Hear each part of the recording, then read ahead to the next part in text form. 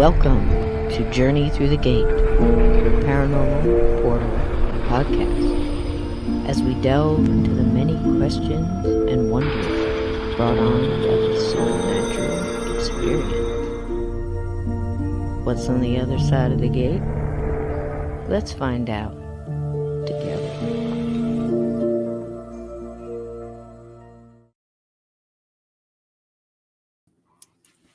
Hey everybody, I already got popcorn in my teeth. Caught me. I was sitting there. It's going to be a popcorn night.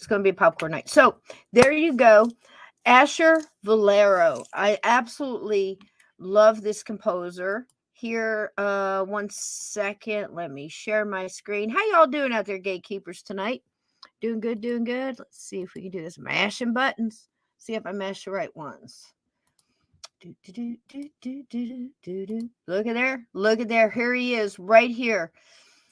Asher Fulero, and I'm telling you, he's got some incredible music. This guy is just the thing that's different sorry about about the a ads verbal here. Just absolutely incredible. So I highly recommend that if you are in need of music, if you are in need of a couple more songs in your playlist, you want to lift your spirits, that's what we try to do here.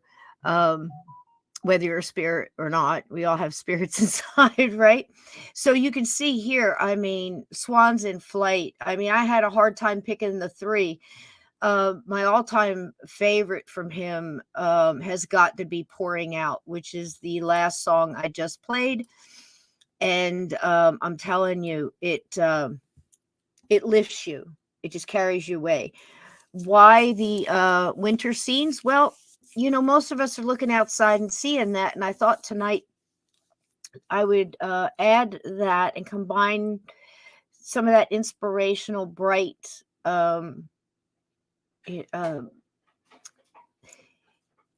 some of it he did, he was saying was bright, and some of it was inspirational. And, he's got, boogie, he's got all kind of stuff, but I picked that because it's hard sometimes right around this time in the winter.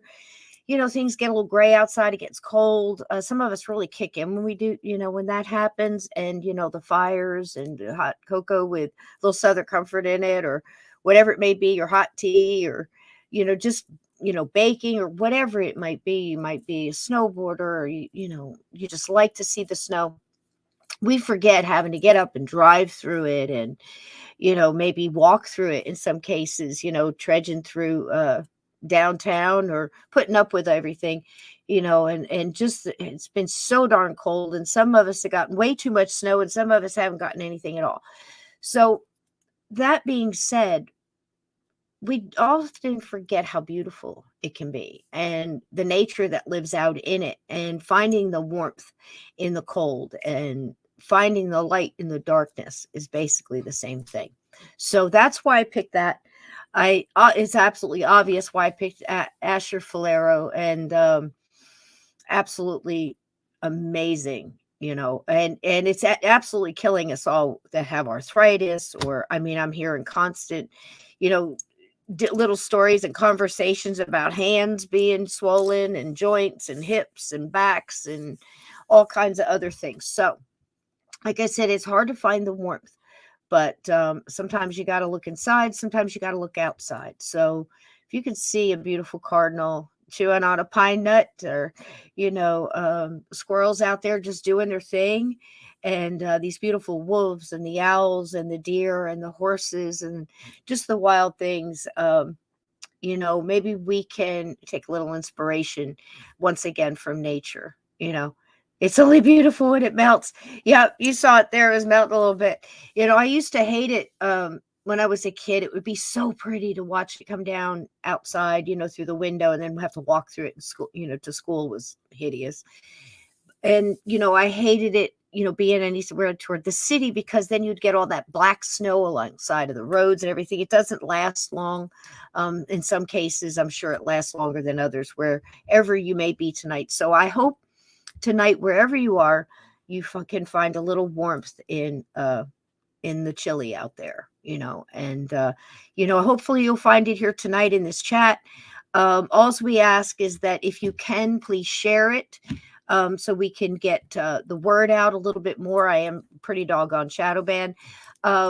And just give it a thumbs up or give it a comment. There's so many of you that go in and comment behind after we load the episodes. Also, YouTube is doing something now where you have the videos that you upload, like some of the little videos that I do that I put together for the show. I might load them up, like the, you know, Chicago, or the Iroquois Theater fire, or the one about you know, Lizzie Borden, and, you know, some other ones like that are short little snippets of the shows we do, the larger shows. And they're all in different categories. So if you're a newcomer and you go to my channel, the first things that are going to pop up are these little shorts, not the shorts that YouTube calls shorts, but what I'm calling shorts, like the 10 to 20-minute videos. Because here, when we do episodes, they run hour and a half, 2 hours, sometimes 3. And it you know, it just happens that way. So those definitely aren't shorts. Those are in the column marked live. And so it's hard for newcomers to see that. So that's another thing. So if you guys can share this out on your social media, or, you know, tell a friend that likes to talk about paranormal, supernatural, odd, you know, odd things and conspiracies and stuff like that, that's fantastic. And that's helping out the channel. Thank you, sweetie. I appreciate y'all. And that's also going to support some of our wonderful people that are guests on here. You'll see me sharing on social media, like Rob Guttrow might be on another channel. Go support him. Go in there and say, hey, Rob, you know, Gatekeeper here, you know, Cisco sent me, or, you know, saw you on Cisco, or, you know, you have to mention my name. Just say, hey, Rob, how you doing? You know, I'm here from, you know, most of the time, he's pretty doggone sharp. He recognizes a lot of you guys by name. Or Lynn Monet, or, you know, anybody else that's on here, Steve Stockton, and everybody else. Go support everybody's channels. Even if you're going in and giving it a thumbs up, you can't listen all the way, or you can't be there through the whole thing.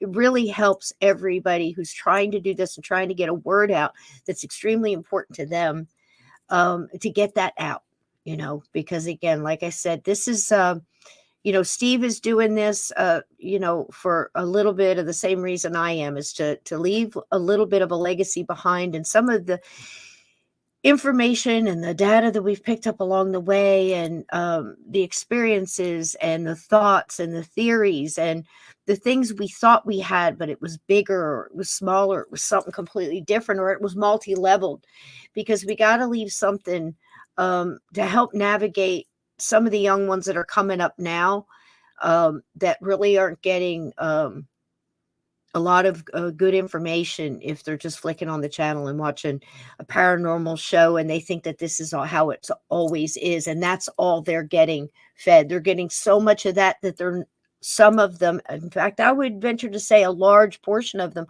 aren't digging in to some of these older things, you know, like the old, remember when we did Bigfoot in sepia, because it was so late 70s that the film they had done it on, it actually started to turn, and I left it that way. We didn't try to run it through, and we just left it in its state, because the information that was in there was just so valuable. And again, then you lump on another 50 years and we're still saying the same things for the most part. We found that out with Leonard Nimoy, right?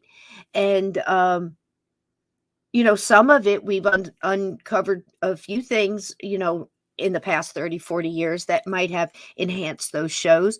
But for the most part, when you're talking about UFOs and things like that, the experiences seem to be very much the same.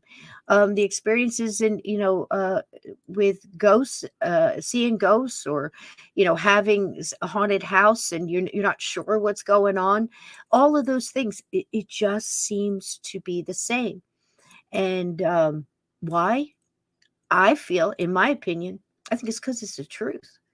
So tonight, now, thanks again for all that, for everybody going and giving the likes. Also, my book, I was talking about it last night. I haven't talked about that for a long time. I was on with wonderful people that Lynn Monet introduced me to. I was on with Bigfoot and the Bunny, wonderful Chris and Kristen, last night on their channel. And we talked a little bit about the book. And I am currently finishing probably, I want to say 3. Another one just out of nowhere, like Cabin. It's about small town period piece back in the day, early 1900s, in a shore town on a boardwalk, and everything that happens around there, and all the mystical things and wonderful things. Still trying to get Cabin 22, fully in print, get all that sorted. And I've got another one in the works that I just basically have notes on right now. So there's so many things that we're trying to do just to keep that stuff out there. Here, this is what I learned in 50 years, so. Oh, wow. Old religion. I'd love it. I'd love it. So let me say hi to everybody here. Welcome in. Welcome in. I did want to say again, let's see, I talked about the live channel and things being in different categories, which makes it difficult for somebody that's looking for if you're doing lives, if you're just loading videos, it's so easy to see everything. But if you're not looking at the columns that say video and then lives and then playlist, and somebody does a lot of lives, that's not getting a lot of play. So there's some things that are changing on YouTube, and you've got to kind of, sort it around. But so the reason I'm saying newcomers is I met a lot of wonderful people last night. So if you are here from Dark Horse Paranormal, which is Chris and Kristen and Bigfoot the Bunny, met a lot of wonderful people last night. I'd like to say hello to Echo. And I was talking to her a little bit in the comments today. And I'd like to welcome you in. You guys were terrific last night in the chat. It always goes by so fast. And so many people are here from Steve's channel and just getting out there with the sharing and everything. And I don't know if I've fully welcomed you in here to this channel. This is one of the, I hesitate to say one of the best damn chats, live chats there is on the inner tubes, but it's one of the best damn live chats on the inner tubes.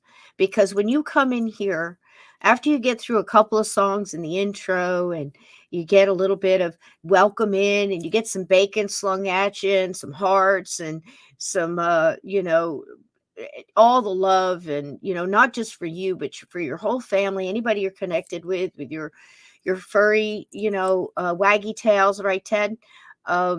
We love you all. And, as long as, you don't come in here and cause a ruckus. I mean, ruckus doesn't bother us, but, you know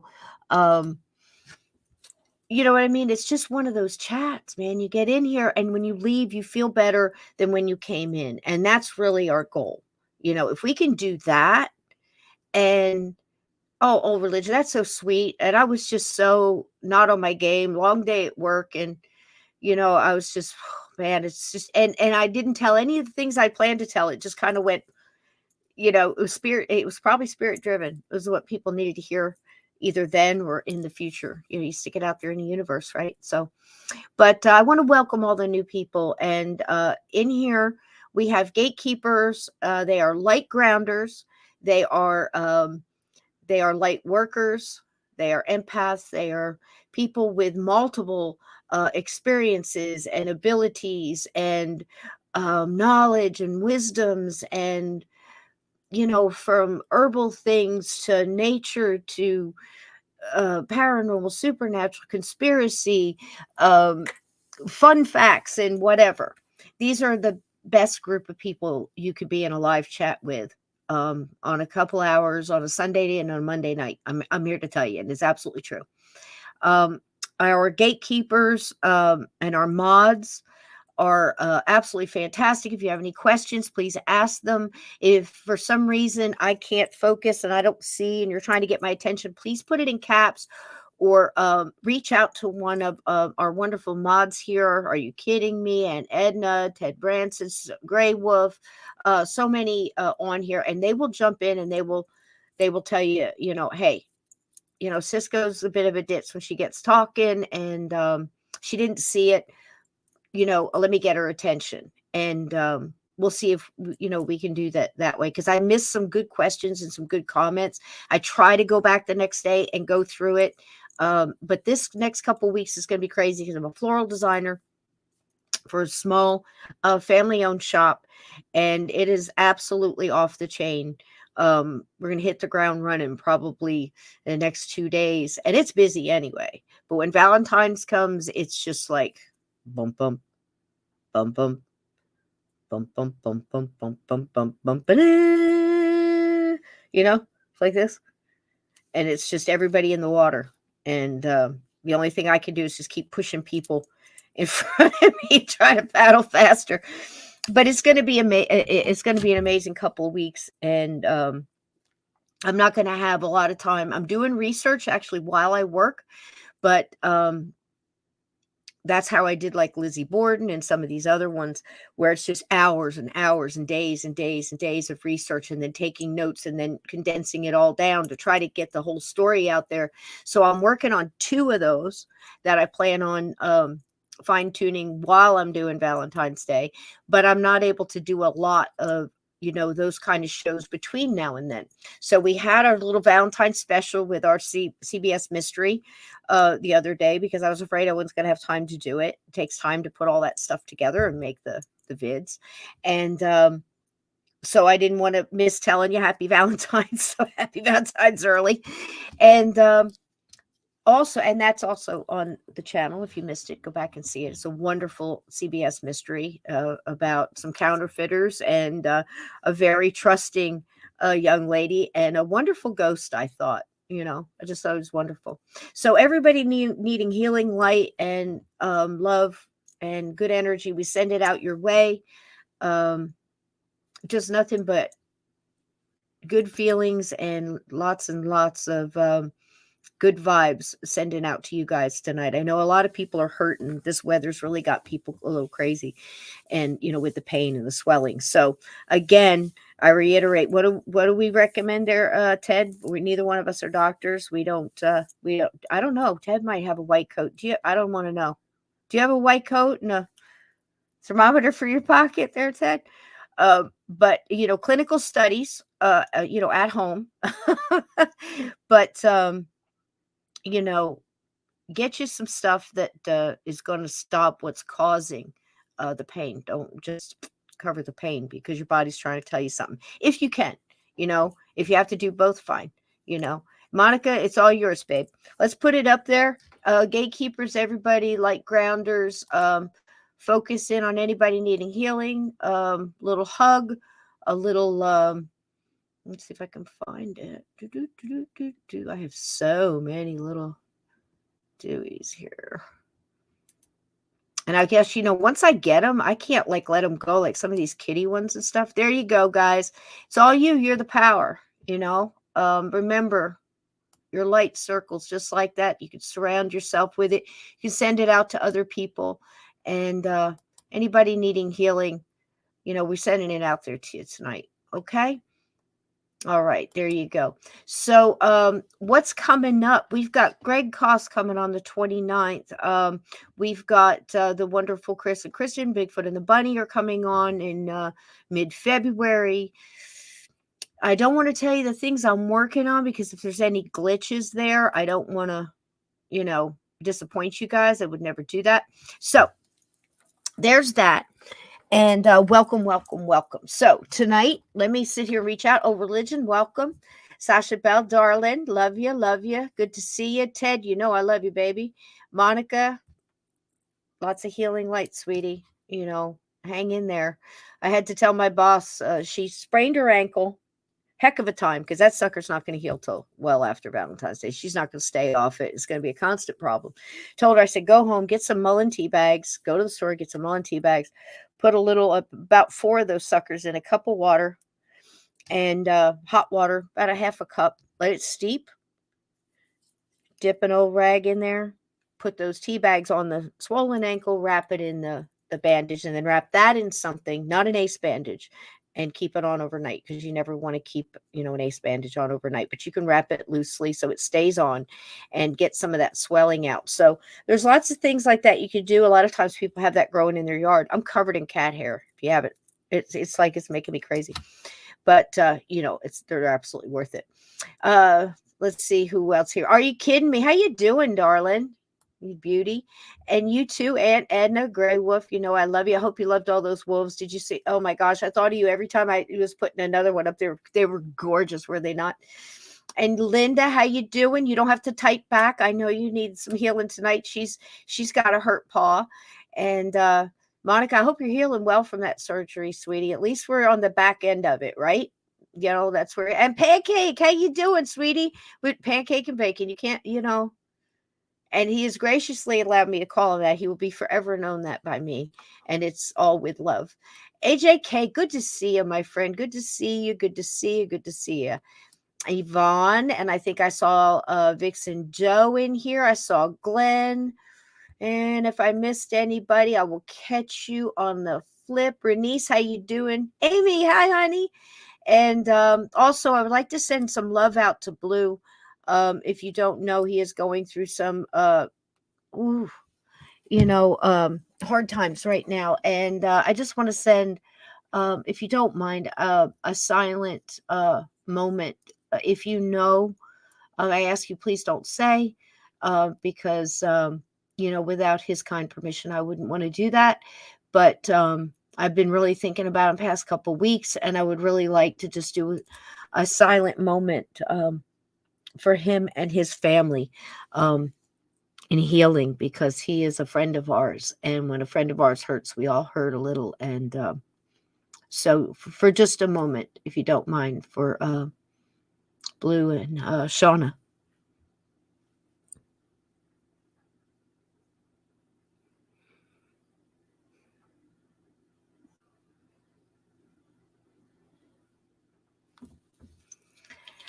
They know what they need, So there you go. All right. Michelle. Hey, Michelle. How you doing? So again, I met some great people last night too. So if you're in this chat and I didn't get to say hello to you, please feel welcome. Hey, Michelle, darling. And so let's get on with it. So what did I dig up for you guys? You know how much I love the 70s.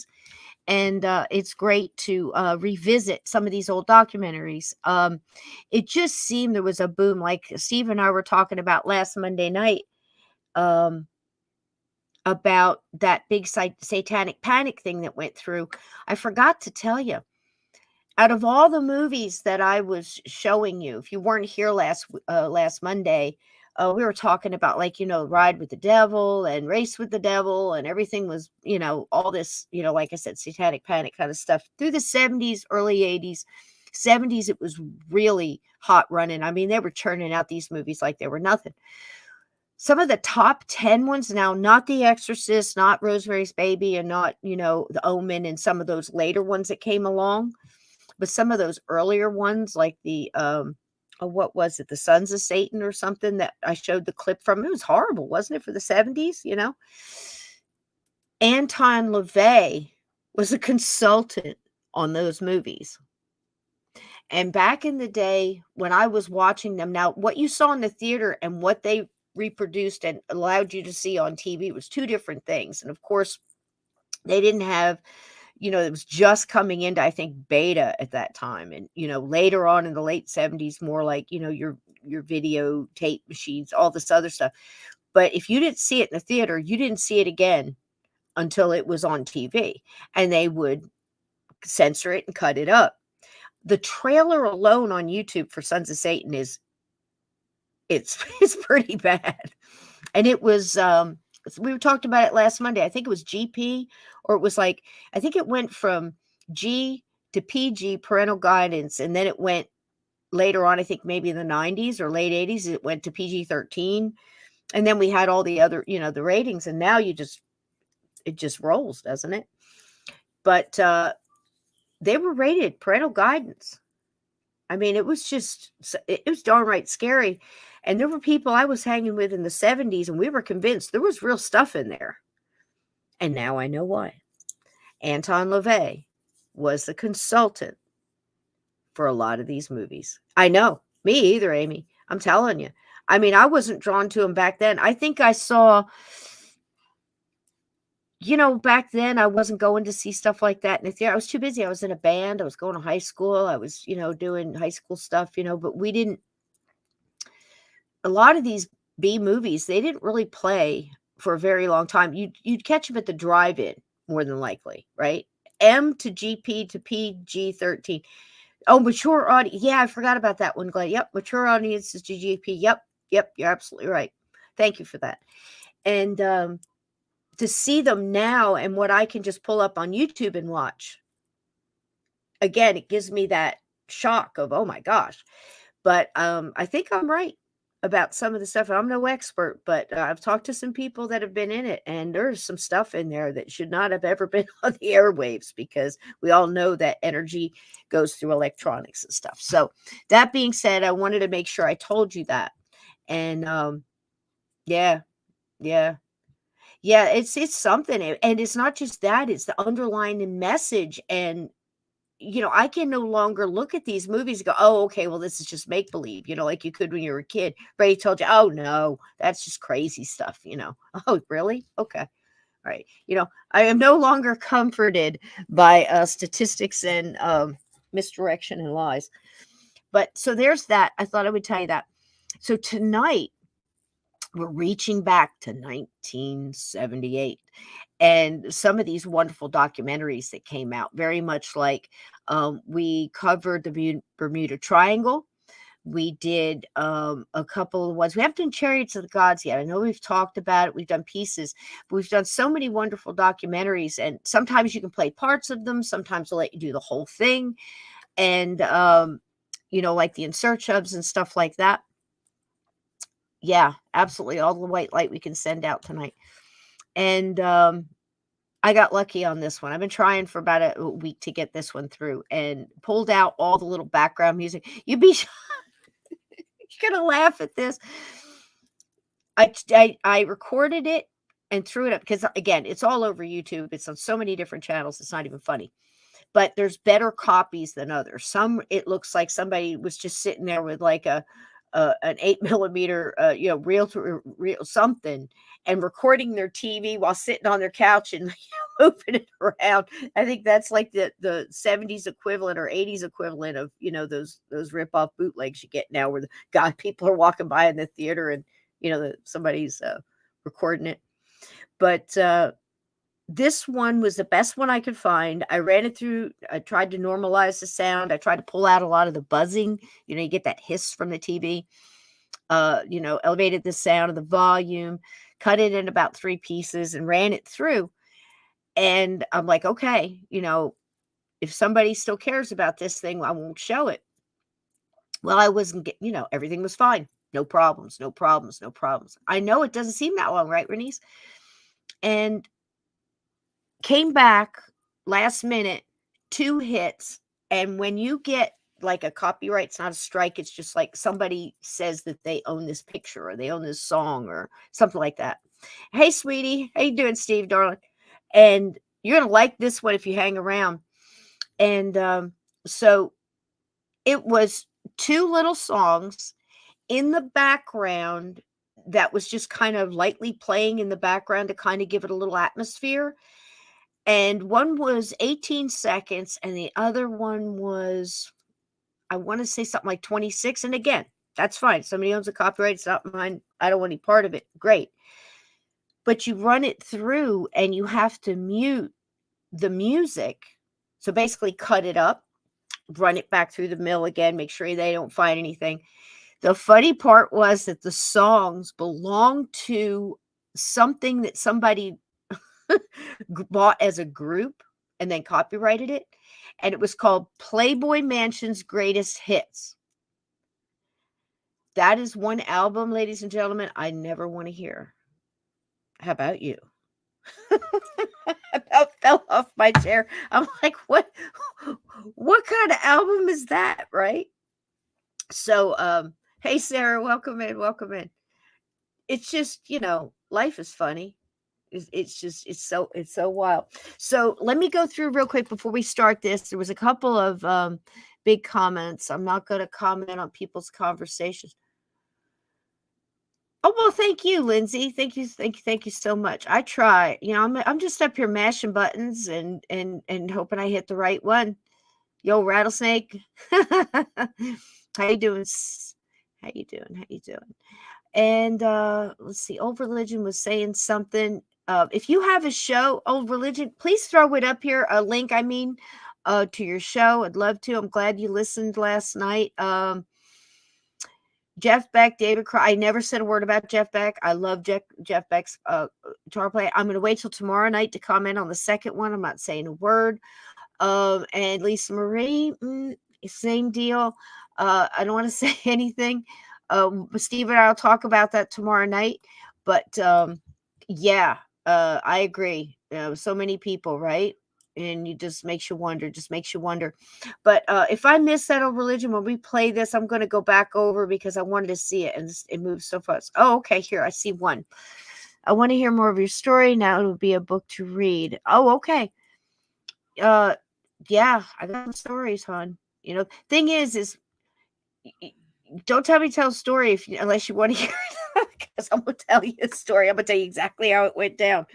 And I'll tell you why. I think it's important. I think details are important because somebody out there might connect into that detail and go, that's what happened to me. That's the way it sounded. That's the way it looked. That's the way I felt. And I'm very big into giving validation to other people for their experiences so they don't feel like they're crazy. And there's so many different kinds out there. I've had people say, I didn't see a ghost because it didn't look like this and it didn't act like this and it didn't act like that. Well, honey, ghosts don't follow a playbook as far as I can tell. Where's my paranormal investigators out there? Everyone is different. You know why? We're all different. Welcome in, Midwest. Hey, William, welcome in. Hey, honey. And we're all different. So why wouldn't ghosts all be different? Now, granted, there must be some kind of physics involved here and, energy and what's possible and what isn't. But what does the ghost know it can do? What does the ghost realize? Thank you so much, Sasha Bell, for dropping Old Religion right there. Oh, dystopia. Okay, yeah. Fantastic. So, what if they don't have the rule book? What if they're just trying to learn, like in Ghost, what's his name had to get on the train, and the different ghosts was trying to teach him how to do stuff like kick a can or push somebody, or push that penny up the wall. I mean, that's just it. Some ghost banging on a cabinet. Maybe that's all it knows how to do, So there's a thing in this. This is Beyond and Back. And it is not just NDEs. This documentary is one of the most thorough. Absolutely shocked. Handbook for the Recently Deceased. There you go. 13 past midnight. Steve, wonderful Steve Stockton. I want to tell you, Steve, too, I recommended you. If somebody called Bigfoot and he's got a bunny with him, I sent him. Don't be scared. I told him to get you, Dark Horse Paranormal, to get you on their show, Steve. They love to talk lore and fairies and elementals and everything else. I said, Steve Stockton's your man on that. Oh, Amy, thank you so much for the super sticker, honey. Thank you. That's going to buy, popcorn for Crispy and feed the duck over at StreamYard. Thank you, my love. Appreciate it. Love your little icon there. Is that a kiwi? Is that a little warbler? What is that? She's absolutely adorable. Is that a warbler? I think it is. Hard to tell with the colors, but it's absolutely gorgeous. Thank you, darling. Thank you. Our gatekeepers, thank you. We love you, sweetie. And we appreciate that so much. And we do understand. You can't give a super sticker.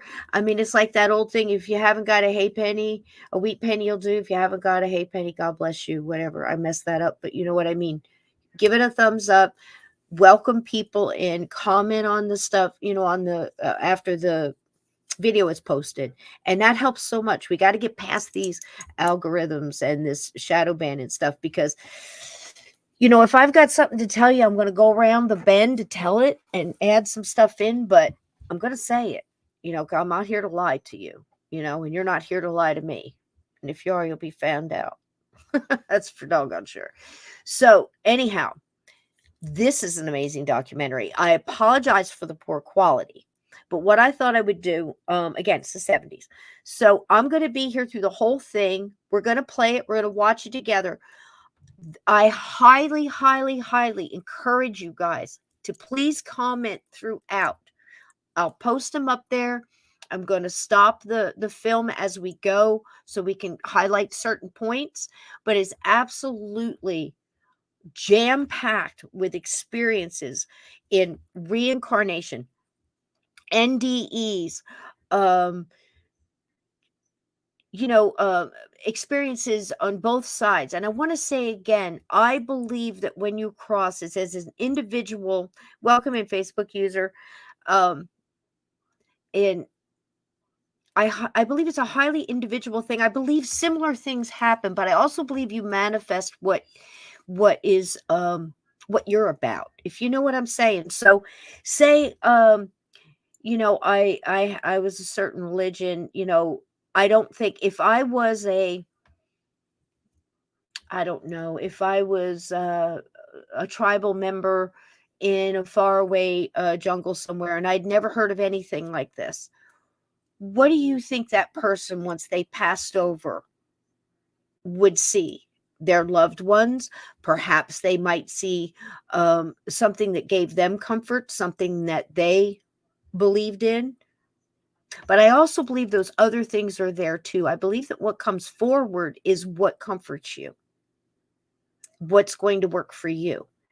And why do I think that? One, everything else seems to go on free will and individuality, because even a ghost will manifest itself if it knows how to, as you would recognize it best. Chris last night told a story about how he had his spirit animal came to him, and it happened to be a dog that he had when he was a youngster that kind of looked, kind of rough and gruff. And he said, when I saw him, it didn't look to me like he had crossed over and gotten all healed and changed. So how could he be my spirit animal? I didn't really have an answer for that, but I had this one. And again, it's just a guess. That's all we really have is theories, guesses to the best of our ability. I said, what if he was coming to you in this vision you had, as you would recognize him? Maybe that's how he had to see him at that time. Because, of course, many of us have heard about ghosts coming as different, manifesting in different forms, good or bad. That doesn't always have to be bad. It might be somebody's mother that came to them as they were when they were 30, instead of as they passed when they were 80 or 90, So I just think that's kind of cool. What are you confused about, Miss Amy? Yes, Steve does know stuff. Steve is our friend. Yep. Happened to me the other week. Okay. So we're going to kick this one off. Again, I apologize for the quality. I fixed it up as best I could. You can only run it through the gears so many times. It's going to be what it's going to be. But I think you're really going to enjoy it. And I'm really glad that you guys are enjoying the intros. Hey, Blue, how you doing, love? We love you, baby. So, picking out and trying to lift some of these artists up that may not get, a lot of notoriety. They're not getting, out there. These are wonderful composers, these wonderful Kevin MacLeods and this Asher Fulero and so many other ones I'm going to introduce you to. I just really believe in art, and it's especially the stuff that's just so beautiful. I mean, I went through multiple different art classes in art school, taught the classes, and I can tell you, I've seen some art I would walk across the street to see. But this stuff right here is absolutely beautiful. Just making that that feeling and that energy out of just flow through you, and then to put it out there like that, so that's again from YouTube audio library, and he is Asher Fulero. You can find him there, and I'm sure so many places. Go watch a couple of those videos. It was absolutely something else. The kid was cute, the one that was jumping up for the snow, and yeah, it's pretty cool. So without further ado, let's get started. I've got my popcorn. I hope you've got yours. I will be here through the whole thing. Keith Richards is your spirit animal. Keith Richards could pull that off, to be alive and still be a spirit animal at the same time. I have no doubt. So, Back and Beyond. I hope you're going to like it. I'm going to be right here. Like I said, we're going to stop it along the way and talk about it. And I want to hear your feedback. Some of these experiences are just off the chain. Like I said, reincarnation and different places that these people went. I want you to keep in mind, on the spiritual level, try this experiment too. When you're thinking about, these people talking about crossing over or going through the tunnel, wherever, not everybody has that. There's different things, but this is also the experience that this person needs to have or needs to go through. Doesn't necessarily mean every single person is going to be the same. We need to get out of that, because you're not the same. You know what I mean? We're all part of the same thing, but we're as individual as snowflakes, which goes with our theme. Wow, that was awesome. Okay, there you go. Just right off the top of my head right there. What's this, Keith Richards? Highlander? Jackass, your spirit animal. Yeah, it's funny. You can have more than one, and your spirit animal doesn't necessarily have characteristics that you have. That's your medicine. That's your characteristics that you have that are similar to an animal. That's totally different from your spirit animal. Your spirit animal can just be, it can be a cat, it could be a frog, it could be anything. It could be animals from your past lives. Here's something that's a little out there, but consider it future lives, right? Oh, Yvonne, how sweet. That's sweet. I guarantee you there's some cat in there. I've definitely got Lynx medicine. But I have a spirit animal, at least that I know of one, and it's a kitten that I lost when I was about 4 years old. That has always been on my mind. Never forgot that kitten. And I sat in front of a medium not too long ago, just a couple years ago. And she said, you had a spirit animal. One of them, she says, you have many and many, people behind you that are pushing you through different times of your life to help you through different things. I'm like, okay, cool. And she said, but one of them is this. As she goes through, she starts talking about, she has, have you ever had any cats? I'm like, honey, I ran a foster for a long time. I mean, my whole life, animals. We get through and she goes, no, go back. It's another one, white with gray spots and all this. And I'm like, a calico? She says, no, just white and gray. I'm like, okay, going through. And she's going way back. And then she said, you've never forgotten this kitten. You felt it was your fault that she got away. And I did feel that my whole life. I've never forgotten that kitten. It ran off into the woods, and it was too late for all the adults. When we finally got him, they couldn't find him. So she wants you to know that she was out there for a little bit, but it wasn't too very long where this older man found her and helped her and became the best friend that man had ever had, and was the light of his life for the last years of his life. And that's why you lost that kitten that day. You carried the pain and the guilt and everything else for losing that kitten and not holding on to it. I was like 4 or 5. I had a hold of, a leash or string, whatever that was on her collar. It's also the reason I don't put collars on cats anymore. But that kitten became the light of that man's life and gave him love in the last years of his life. And they spent all their time together. So then that kitten became my spirit animal to help me through, because it had to do what it did, the universe, whatever, the way it was set up, and knows that I spent my whole life, 50 years grieving that cat and trying to help others along the way. And she said, she wants you to know, do you see that it wasn't all just that, but you've helped so many other animals because, and very much like one of the first ghosts I can remember, the Revolutionary War soldier. I've been trying to help soldiers and ghosts of soldiers and spirits of soldiers since. So isn't that wild?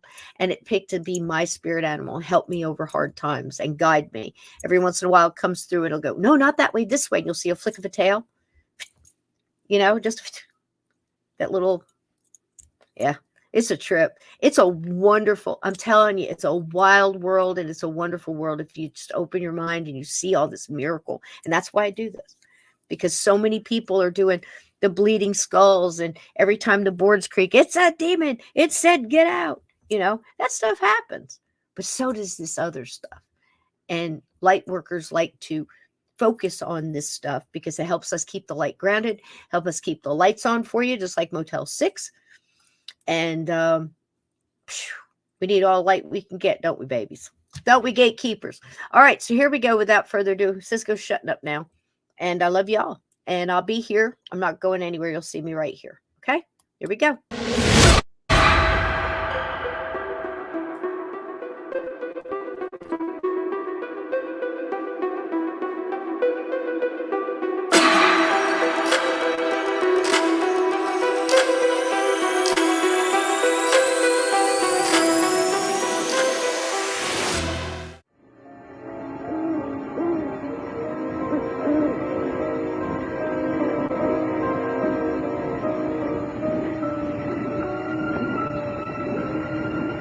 There are human beings here, in this hallowed ground. Their earthly bodies long since turned to dust. But what about their souls, their minds? Are they here too?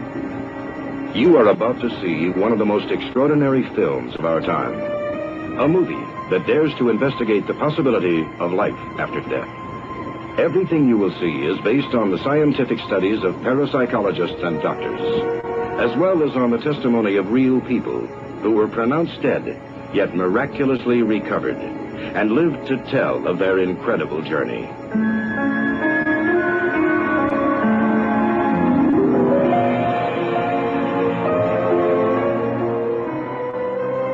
You're excited already, aren't you? Don't lie.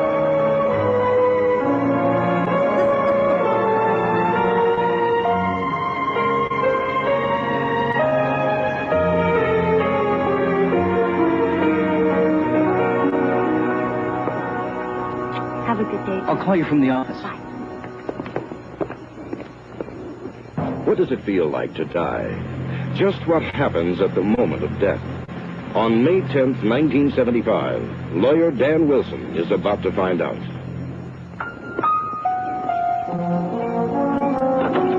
They ain't messing around in this one, folks.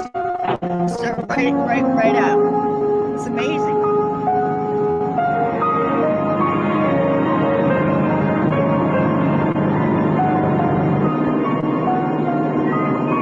The time is 8:15. Wilson is taking the same road to work he has taken for the last 6 years. The trip generally takes half an hour, but today it will last less than 10 minutes.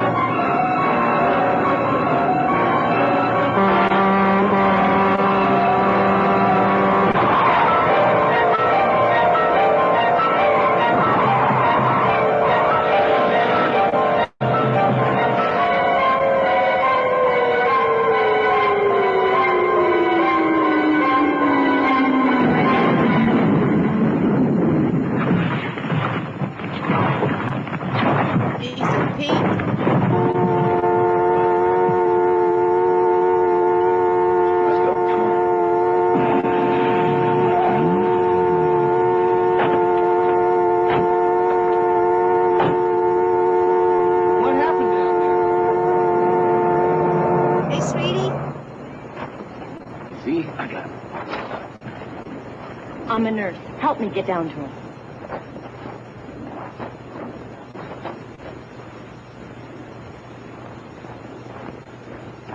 His heart stopped.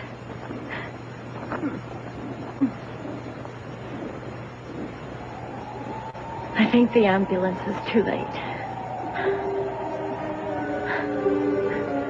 First, everything went black and silent.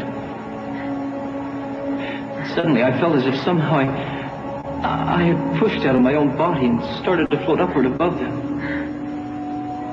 I could see the nurse trying to revive me, and I knew I was dead. Then there was a blinding light. It began to envelop me. I was there, in limbo, someplace between life and death. It was beautiful. So peaceful, I didn't want to come back. There was a little bridge beyond the mist. And I somehow knew if I crossed that bridge, there was no coming back. Then I thought of you. I want y'all to remember that line. I'm lighting incense. That's nice. That's nice. It's the little things, you know what I mean? Little sage, little incense, little candlelight, little popcorn, good friends, wonderful chat, you know. But what did he just say? I passed a gate. I got up to a gate that I knew if I went through, it, there was no turning back. Several of these people say that, and I wondered if anybody had ever heard that before. I had, but it's not something you hear often. Do you see what I mean? Oh, yeah, right, Abe? I went through, honey, you'd laugh your ass off. I went through in Pixabay. They've got pics that you can use, and I put in vintage wallpaper. And I spent 25 minutes looking at all this really cool wallpaper, like such a ditz, right? I just got so knocked off track. I'm like, man, this is nice. I like this. I wonder if you could still get this. It's like that velveteen and stuff. It's crazy. His name is, I had it written down. I'll look it up, AJK, and I'll tell you his name. It's, I had it in the beginning. I'll look it up so I don't mess it up. You know, I'm not good with the names. But I want you to focus on that one thing that says, I got to a doorway, I got to a gate. A lot of people use the word gate. And it says, once you go through that, you knew you weren't able to come back. Now, I'm wondering if that was something we heard like in documentaries like this from like the 70s, the stories from that. And that's something that's changed because you don't hear it often anymore. You hear a lot more of, I was told I had to decide. You see where I'm coming from? So Crispy was on the other side. Crispy is a ghost. He's afraid of ghosts. Our mascot, Crispy, he doesn't know that he's passed. And he's a paranormal investigator. And I think half the time he thinks we're the ghosts. And, you know, he's one of Crispy is a difficult character. He's a mess. And, but he does have some fine hats and some great props and things like that. Very helpful, you know, little guy.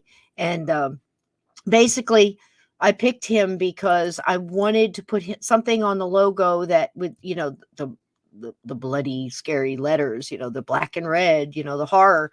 But this cute little ghost here to let you know that it wasn't just, you know, I wasn't zacking it up in here, if you know what I mean. So think about this with the gate. And they knew somehow telepathically, he hasn't met anybody yet, but he knew once he passed that, there was no turning back. Very interesting, I find. And you're going to hear a lot of that stuff in here. So, you know, keep your ear out. You and the kids, how much you needed me. Mm-hmm. The next thing I knew, I was in an ambulance. Oh. Julie, I'm not afraid of death anymore. Thanks, I Blue. know what to expect now. Dan Wilson's story is typical of the hundreds of people who clinically die each year, yet survive to tell their startling accounts of the beyond. Now that the subject of life after death is being written about in the newspapers and magazines, more and more people are coming forward to tell of their own experiences in the Valley of Death. This picture will explore some of these actual case histories. You will hear them in the people's own words. We will also probe some of the ancient mysteries, like spiritualism and reincarnation. We will try to discover exactly what awaits us in the world beyond. Is death only a door into another time, another dimension? Well, one of history's great minds thought so. Plato taught that the soul was immortal. Men have said that death is the very end. But argue as you will, I say that the soul cannot be destroyed. After death, it withdraws to another world. What that world is like, no one knows. In 1756, Benjamin Franklin wrote, Life is rather an embryo state, a preparation for living. For a man is not completely born until he's dead. Great minds have always pondered the question of death. But over the centuries, men have had the opportunity to do more than speculate. For hundreds of years, stories have been told and retold of those who, on the very threshold of death, actually got glimpses into the world beyond. Great curiosity and speculation has always been aroused by a person's dying words. One noted example took place in 1654, as Prince Henry lay dying, attended by his wife, the royal physician, and officials. Young light, 'tis bright as the sun. My lord. Let him be. We must not disturb his eminent journey. Such glorious bells. My ears rejoice with thy music. But wait. Do I perceive royal vestments? Why, 'tis my father. He beckons me. He beckons me.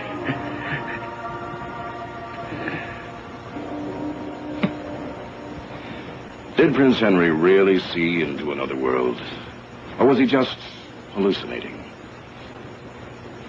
Stories of dying people who have looked into eternity have been printed and written about for many years. Listen to the dying words of these famous people. In 1861, world-famous poet Elizabeth Barrett Browning spoke these words from her deathbed. Could her observations be true, or merely hopeful speculation? It is beautiful. The famed aviation pioneer Eddie Rickenbacker, after a near-fatal plane crash.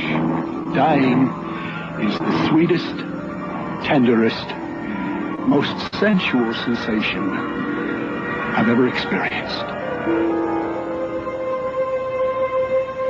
In 1931, these were the last words of Thomas Edison. It's very beautiful.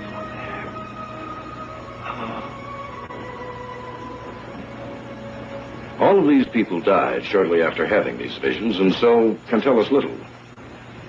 But in today's highly advanced world of medical technology, we have sophisticated equipment to sustain life, and we can often snatch patients back from the very jaws of death, returning them to life. The stories these people have to tell about life beyond death are causing science to look for some new answers. A recent Gallup poll showed that 73% of the people questioned said they believed in an existence after death. But just what did the scientists say about that? Here you are, Doctor. Thank you. One of the most renowned, if indeed not the leading expert in the new field of thanatology or death experience, is psychiatrist Dr. Eleanor Stevens. Dr. Stevens has spent years researching the psychological and emotional state of terminally ill patients. Dr. Stevens was drawn to her studies and worked with the terminally ill when she realized how little medical science really knew about the inevitable act of dying. But what is it like to die? Is everything going to go black? Will there be pain? How does one prepare to die? What can the doctors do to help? Just how do you prepare someone for the grim reality of death? Dr. Stevens' research opened the door to the serious study of this long-neglected and forbidden subject. Now that we've discussed how you feel about your physical condition, Anne, is there anything else you'd like to talk to me about? For example, you know, how you feel mentally, psychologically right now? How are your spirits? The best way, the only way to study death is to observe it firsthand. To do this, Dr. Stevens asked the patients themselves to be teachers. and with their permission set up a discreet method whereby doctors, nurses, and social workers could be unseen witnesses, observing the scene through a two-way mirror from an adjoining room. But we have to, fight it and make sure that we stay in control. What now? Ted, you sweetie, I am, honey, I'm constantly confused. And, you just got to roll with it. I don't know what's happening, but thank you so much. We love you so much, my dear gatekeeper. And Amy, again, thank you too. And thank you guys so much just for being here, honestly. This is wonderful sharing this with you. And thanks, hello, Jose. And also, Mairead, it's wonderful to see you, honey. If you got school tomorrow, get out of here and go to bed and alone. And this is amazing. And again, I wanted to reiterate, yes, thanks, Blue, for saying about the bridge. I think it's like they're saying gate, bridge. Some of them say doorway. Some of them go through that tunnel and then wind up someplace and see this bridge, or people are beckoning them. It's all different, but I'm just not hearing much lately about this doorway or bridge, or, you hear about the rainbow bridge that the animals cross and stuff like that. So it's very interesting. We're going to keep going. But thank you, sweetie. Thank you, Ted. Thank you, everybody. How do you think are you most afraid of? Interviews with patients who were near death revealed astounding stories describing their experiences. Stories which made Dr. Stevens question many popular medical beliefs. One such patient was a housewife named Anne Fleck, who had been suffering from Hodgkin's disease and had been near death many times. The startling story she was about to relate would have a dramatic effect on Dr. Stevens and the entire medical profession. Doctor, I have to tell you something. I don't know what's up, old religion. I got a strong band here. I'm showing good power, baby.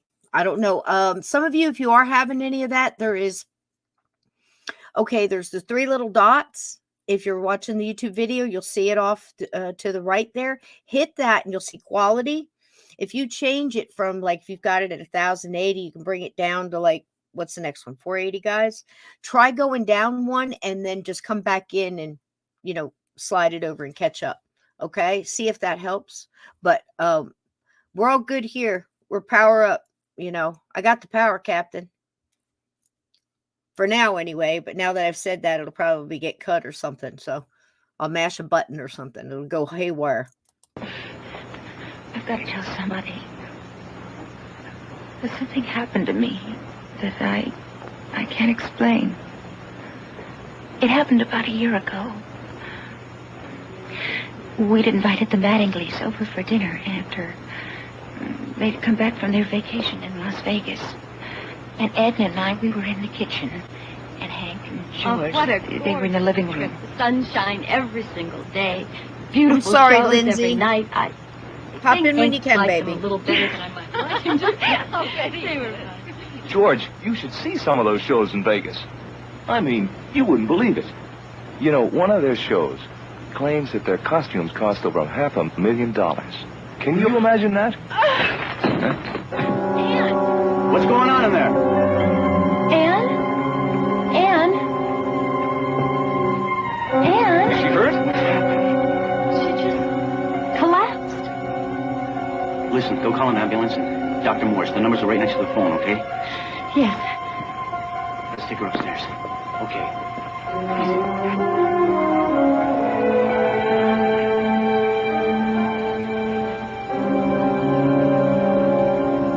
Still no vitals, Doctor. I seemed to fall into a darkness, and I started to hear voices.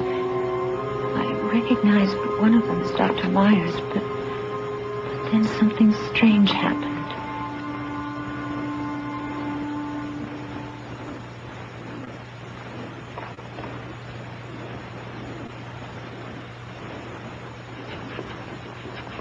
She's been gone for 15 minutes, Doctor.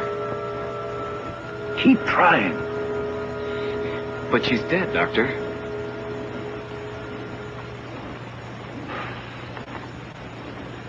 I could see myself below. Down there on the bed, my face was pale and lifeless. I could feel myself being drawn through some kind of shell or tunnel towards a brilliant light at the other end. I felt good and warm. And I wasn't scared anymore. Then I was back floating above the bed. Anne Fleck died a short time later, but because of her cooperation and that of many courageous people like her, Dr. Stevens was able to seriously investigate for the first time the possibility of life after death. The doctor soon concentrated all her on dying patients. She was startled to discover that those patients who had survived death all had similar stories to tell. She reviewed tape recordings of other interviews, cross-checked them against each other. The stories of death experiences were remarkably similar in detail. Then, one day, while lecturing about the death experience to a college audience, Then reaching a bright source of light at the other end. Yes. You've been telling us about all these spooky cases you've seen, about people surviving death and telling you about an afterlife. But do you really believe in all that jazz? It's not a matter of belief or opinion. I know, beyond the shadow of a doubt, there is life after death. Dr. Stevens had not intended to make her beliefs public as yet, because there was so much work ahead, but now it was out. In the next few months, the news media blew up Dr. Stevens' startling statements into bold headlines.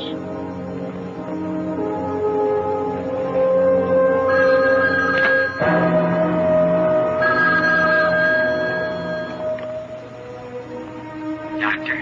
Cranks began to call, Okay, now let's not be hasty. offering to commit suicide in the name of research. Gentlemen, I want you to understand. Despite Dr. Stevens' contribution to our understanding of dying and death, clergymen were upset because the doctor was attempting to explain scientifically what they claimed to be a matter. Can you imagine that? People are calling her up and offering to commit suicide to be a part of the study. Wow.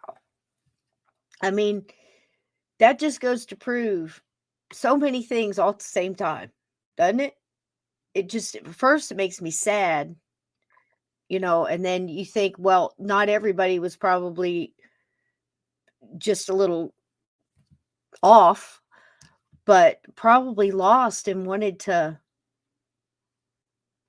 mean something, wanted it to count. You know what I mean? It was just hit me so sad. And then, you know, wow, it's just multi-level. Yeah. It just, I don't think everybody was like a crank. I think within there, there was somebody who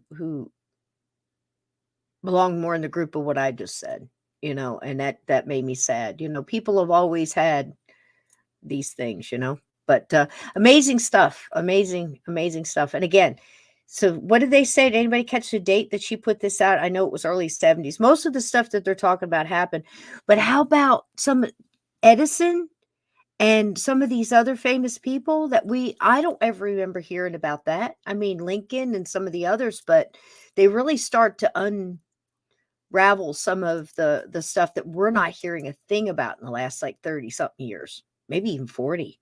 So it's pretty cool. Matter of faith.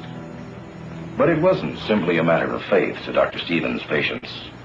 Anne Fleck knew what she had lived, or rather died through. Everyone who's been through death's door has a story to tell about what it was like on the other side. Like Byron Temple. Byron didn't expect to die on that day after Christmas in 1974. But that's just what he did. He died. Temple was a 40-year-old construction worker.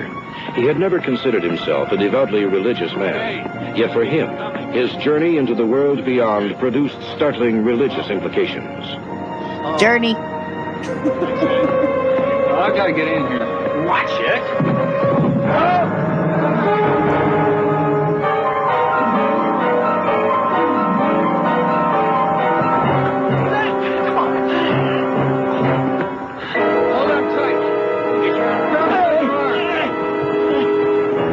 Gosh.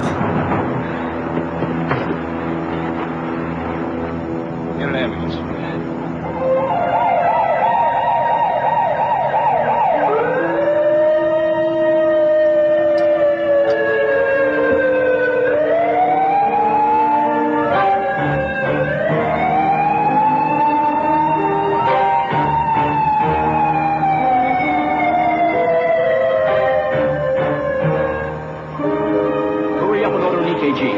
I think he's one of Dr. Tishman's patients. Get him. Yes, doctor. I can't get a pulse.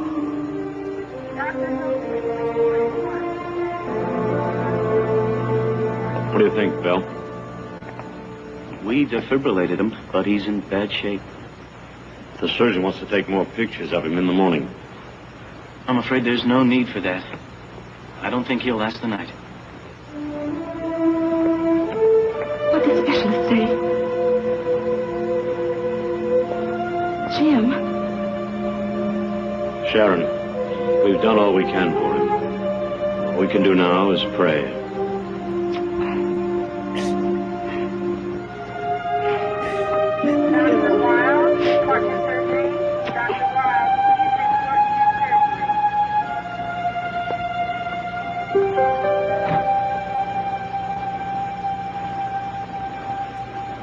Somehow I got through the night. And the next day, just after 2 in the afternoon, I was aware of the nurses fussing around my bed. I couldn't seem to talk, but I could hear them. I couldn't believe how it happened when they told me. He was trying to save this other man, and he reached over, and he fell over the ledge. He's arrested. I'll get the doctor. Right. The room started to go dark. The light was fading.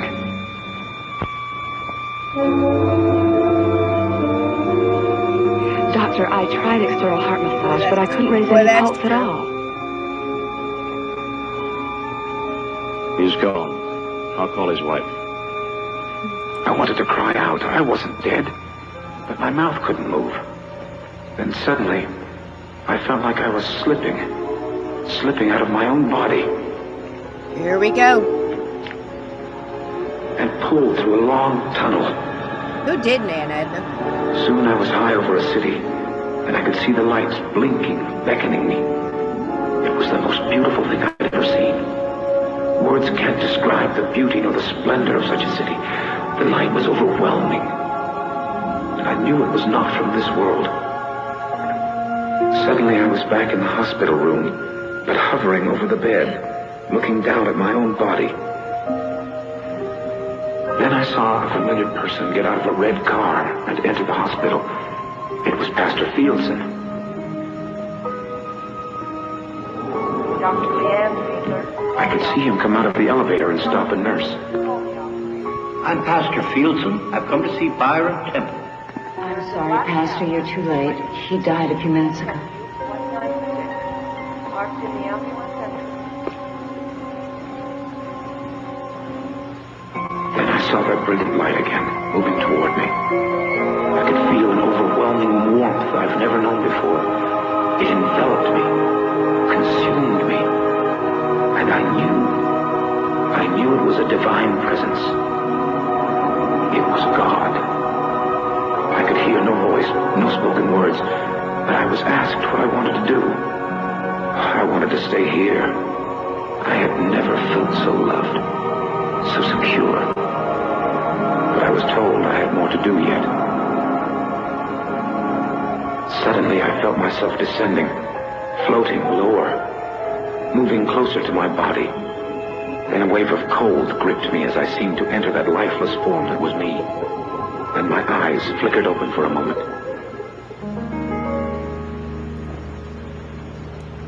He just opened his eyes. What? But he can't be alive. The doctor pronounced him dead a half an hour ago. I don't believe it. Yep. I can't believe it. Forgive me, Jim, but you must have been wrong when you pronounced him dead. Bill, that man was clinically dead. He had no heartbeat for over half an hour. But you know the brain can't last that long without oxygen. If he did, he'd be a vegetable by now. But he isn't. There must have been some brain damage. You heard what he said about those lights. About seeing God. Surely you don't believe that. I don't know. I've never died and lived to tell about it.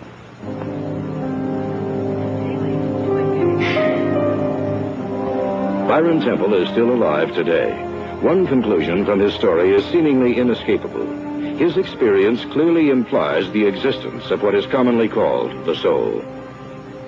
But the cold clinical attitude of science rejects a word like soul. They prefer a term like consciousness, a mysterious energy of the mind. All right. Just what do we know about energy in general? The law of physics regarding energy states, as wood burns, it turns to ashes. Steel melts and becomes a molten liquid. In other words, energy cannot be destroyed. It can only be changed into another form, like splitting atoms for a nuclear bomb. But what happens to the invisible energy of consciousness at death? This organ, the human brain, Can't be destroyed. is the most complex, most mysterious thing known to man. We know it emits energy because we can measure its wave activity, electrical impulses, alpha waves, among others. Today, scientific research centers are springing up all over the world, where parapsychologists are devoting themselves to just one field, the mysterious energy released by the human brain. In the United States alone, there are now over 100 universities offering courses in parapsychology, where ongoing experiments with the mind are part of the daily curriculum. It has already been proven that some people can control their mental energy and fine-tune it in such a way as to send or receive electrical brain impulses. Recently, top scientists at Stanford Research Institute performed an incredible experiment which proved electrical impulses of the brain could be transmitted from thousands of miles away. Sure did. A target observer was flown to a city in South America, where he stood focusing his concentration on the image of the airport there.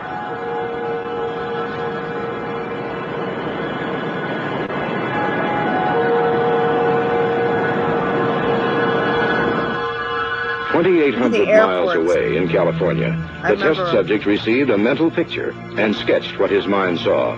This is that picture he saw mentally.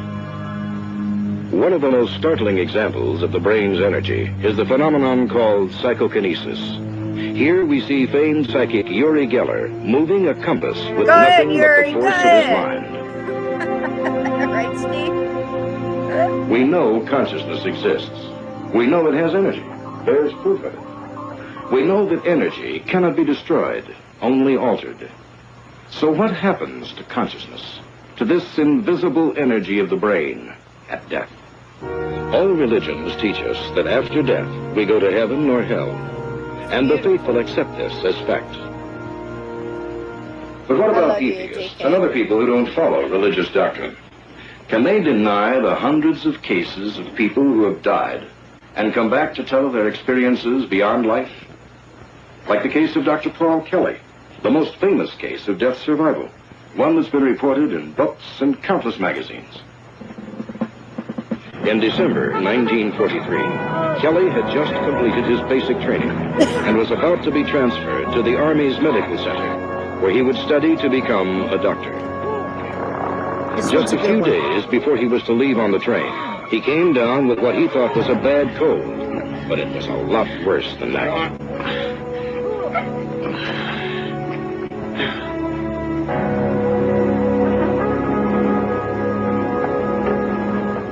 What a lousy piece of luck. Here I was just about ready to leave, and then they slapped me in the base hospital with a rotten chest cold.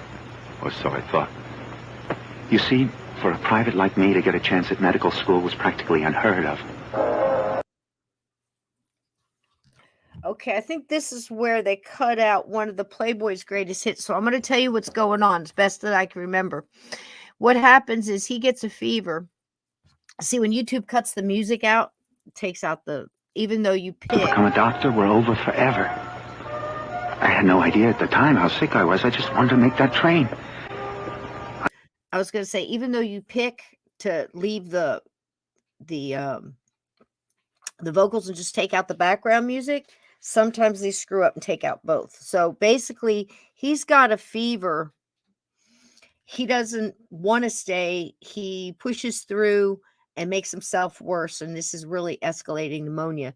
You didn't miss much. I knew I had a fever.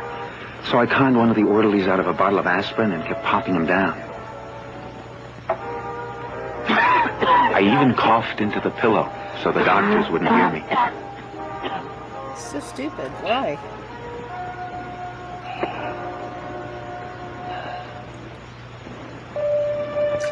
Right there. On December 19th, I was taken to the recuperation wing, and a jeep was scheduled to pick me up at 4 a.m. to take me to the railroad station. It's true, Glenn. I'm right there with you. At 3:30 in the morning, I got up to dress, but couldn't make it. Poor kid. Look at the hospitals back then. I bet you got good care, though. I remember being put on a stretcher and pushed down Way a to long go, hall. Glenn.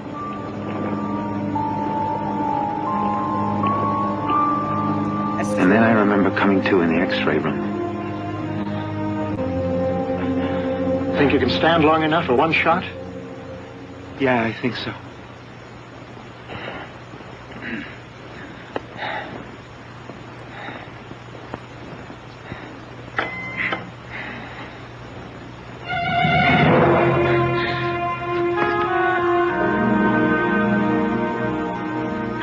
.5 still going up. How can a man with such an advanced case of pneumonia be scheduled for release this morning? The staff's overloaded. There's flu epidemic. That's still no excuse. This man is dying. Remember the flu? Nurse?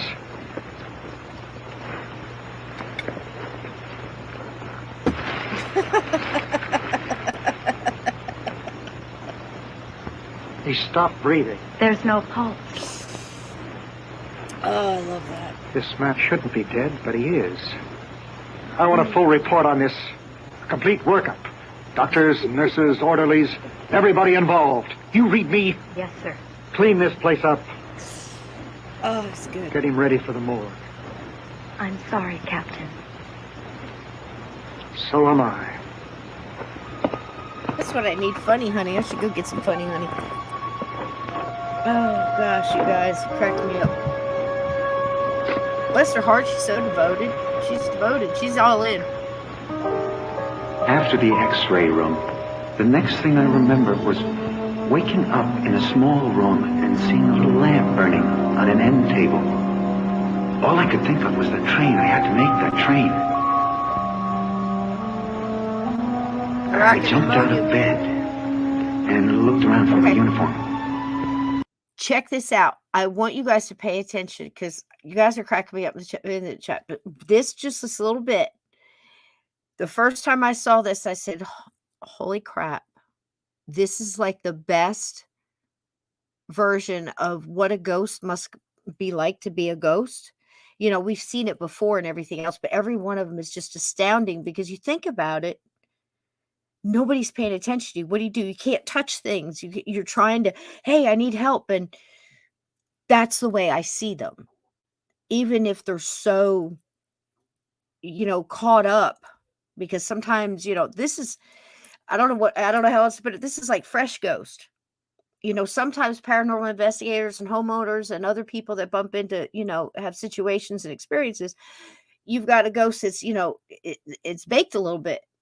So it might be stuck in a thing or caught in that anxiety for long periods of time and that confusion and energy, gets caught up in knots and morphs into, very confused. Yeah, Amy, and more confused. And then you get the ones that are just so sharp and they know everything that's going on, like the ones that hang out in the bars and they're learning all these little tricks and stuff. It's just, what a world, right? But pay attention to this guy. This is pretty cool. I hope it doesn't cut out Playboy's Greatest Hits. My ass. It's crazy. But I hope it doesn't cut out, but watch. It's nuts. Then I happened to look back toward the bed. Someone else was in it. The same bed I'd just gotten out of. How'd he get there? I was just in that bed a minute ago. Then in the dim light, I saw the gray skin of his arm. A lifeless hand. Whoever it was, he was dead. There was a fraternity ring on one of the fingers exactly like mine.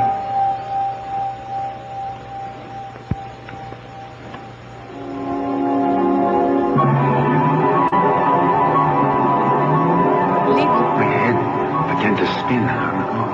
What was going on here? Was that me? Was I lying dead in that bed?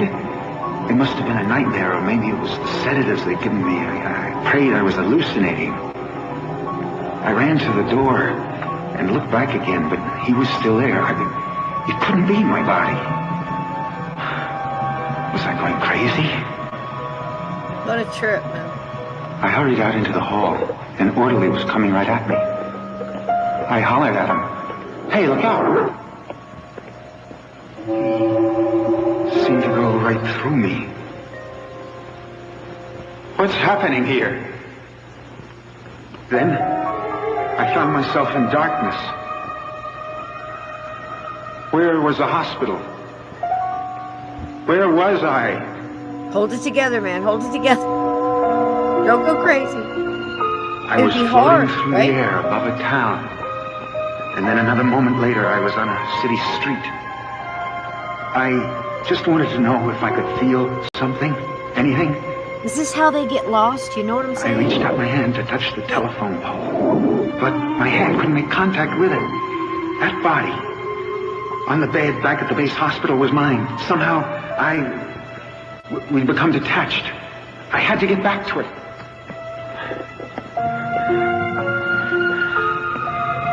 Is that why some ghosts are hanging back to try to find the body? I raced through the halls of the hospital, trying to find that little room. Wait, no one seemed to see me. Doctor! Finally, I found my room. And there was the body. Could it really be mine?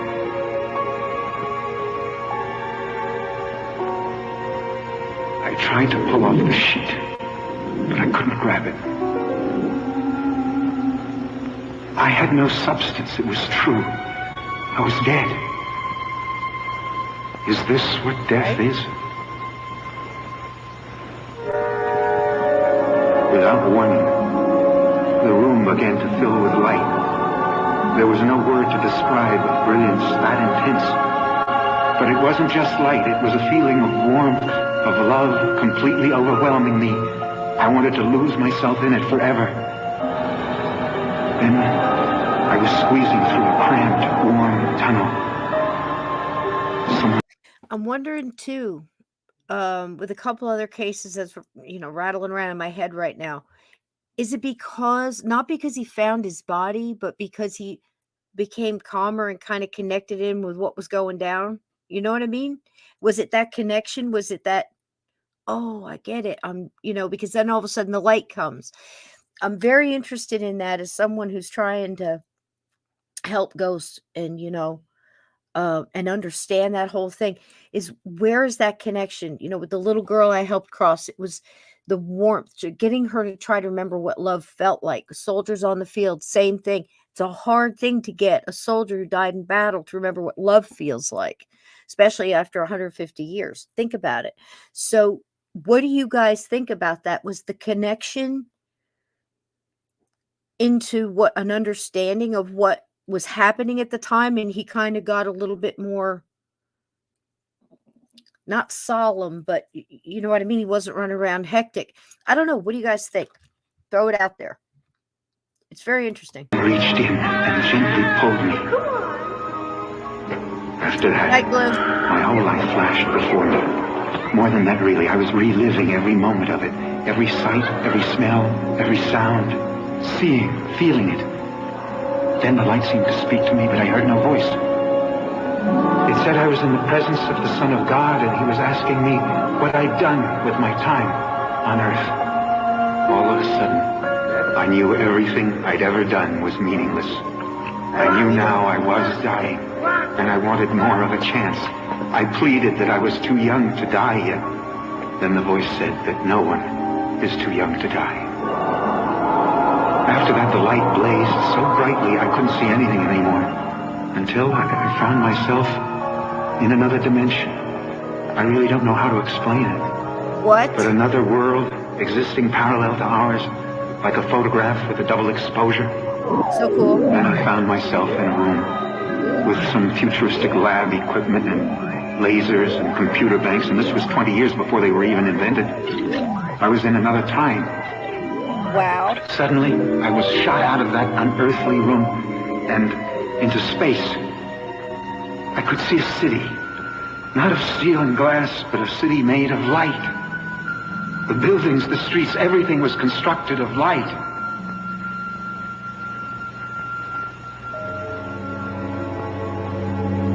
Yeah, right? I'm digging it, man. So cool. You can check for yourself, Doctor. I swear I heard him. Ted, you cheeky monkey. He's breathing. But he was dead. You checked him. We both checked him. He's been dead for 9 minutes. I mean... A few weeks later, they were ready to discharge me from the hospital. All I could think of was what I had experienced. I was confused, troubled. I couldn't wait to be alone in that room so I could have a look at the chart. And there it was, in print. It was official.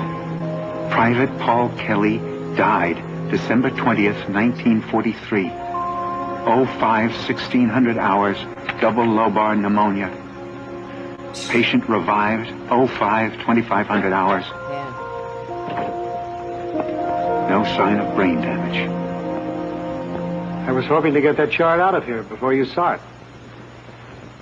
Incredible. I don't understand this, Captain. Look, you're going to study medicine. You'll soon find out that the more you learn, the less you understand. No, this says I was dead for 9 minutes. Now, even with my limited knowledge, I know that the brain can't survive that long without blood. Very possible, Well, man. I Very say that. possible. Well, how do you explain this? I can't.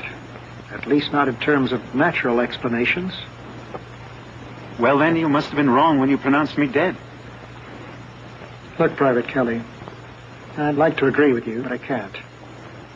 Since this war began, I've watched dozens of men die. Checked them and rechecked them to make sure. I know death when I see it. It isn't only the vital signs, the lack of heartbeat, pulse. Damn good statement. You begin to recognize death, to smell it, to sense its presence. Only God knows what happened in this room. But you were dead. You were dead for 9 minutes. For 10 years, I didn't tell a soul what happened to me in that room. Later, I told my wife, and it was years before she could bring herself to believe it. 20 years later, in 1963, Dr. Paul Kelly, by then a prominent Charlottesville psychiatrist, finally revealed his incredible experience of life after death. Incredible. Now, it has been argued that experiences claimed by those who are clinically dead can be explained as hallucinations brought about by trauma or high fever or drugs. But in many cases, patients reported specific knowledge and astounding facts that cannot be rationalized in any way. Like the case of Jacob Thompson, a blind biologist given a unique glimpse of the world beyond life. So you're sure, then? Biopsy proved the tumor malignant. It has to be removed, Jacob. How soon? Immediately. They're still after me. Who's that? Oh, this poor Fate. dude. Destiny. This poor dude. Whoever calls the shots. Let him be born healthy, they said. But he won't need a mother, so we'll grab her off before he's 2 years old. And then they decided I didn't... I needed to stop for this comment. And that doesn't mean, you know, that the other ones, I don't want to keep stopping. We'll be here till like 5 a.m. But I had to point this out because Old Religion said maybe just you projecting love and compassion towards the spirit is just enough to move it out of a lower density. I think he meant. If I'm wrong, please tell me. So I needed to comment on that. This is why this live chat is just so bombastic, okay? The thing about that is, that's my belief. That's been my experience.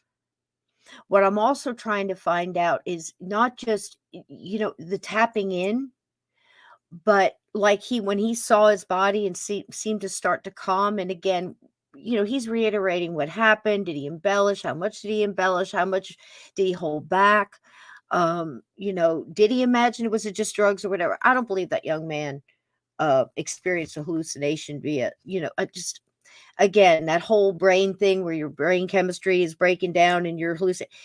Everybody hallucinates similar, but just enough to be different to make it unique. It just, there's too many.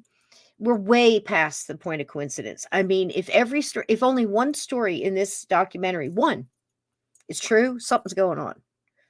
And that's a hard fact to come back off of, because everybody's lying throughout decades, throughout centuries. You can go back, look how far back they started. And these stories go way back, yeah? So something's going on.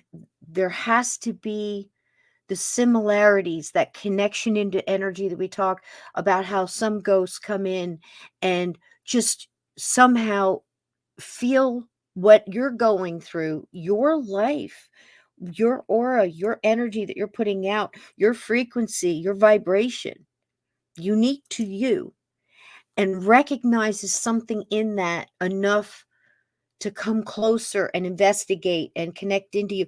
This is how we know that people get attachments or have hauntings, or can't figure out why that ghost stopped for just that moment in the hotel and noticed that person and allowed that person to see them, and often misunderstood. We find out when it's truly investigated by multiple different people with abilities and other circumstance, we find out that it was that energy that ghost recognized, some kind of similarity or similar life experience, not just something within them like a sickness or a thought or personality, but something that person was going through in their life as well.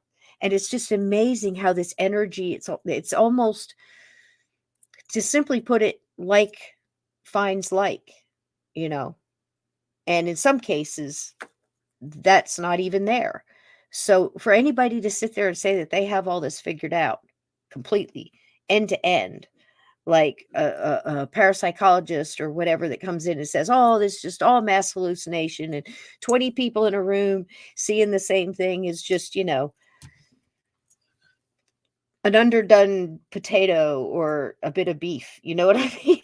It's just, for hallucination is crazy. But anyway, this poor guy, his name should have been Job, and I think you know what I mean. But great comment, Old Religion. That's spot on. I totally dug that. But sorry to pull over the podcast. That's important because I get excited when these little pieces come together. I'm sure you guys do too. And everybody's got a part of the puzzle because we're all connected. And if you're here, you're interested in, hearing that snap, That was a snap for me. Thanks, Old Religion. Need a father, so they recalled him. So let him become a biologist. Sure, why not? Wait, you know what? Not I'm for doing this long. guy an injustice. I'm going to roll it back just a titch so you can hear this guy's story. I'm sorry. I'll shut up. They're still after me. Who's that? Fates, destiny, whoever calls the shots. Let him be born healthy, they said. But he won't need a mother, so we'll grab her off before he's 2 years old. And then they decided I didn't need a father, so they recalled him. So let him become a biologist. Sure, why not? But not for long. Then they explode that lab and take his eyes. So I became a teacher. A blind teacher, but still a teacher. Now I've got this ball of microbes spreading inside of me. And so what's next? A wheelchair? Of course not. What kind of risk is involved? There's always a risk, you know that. Odds, Doctor. I want to hear odds. 50-50. Terrific.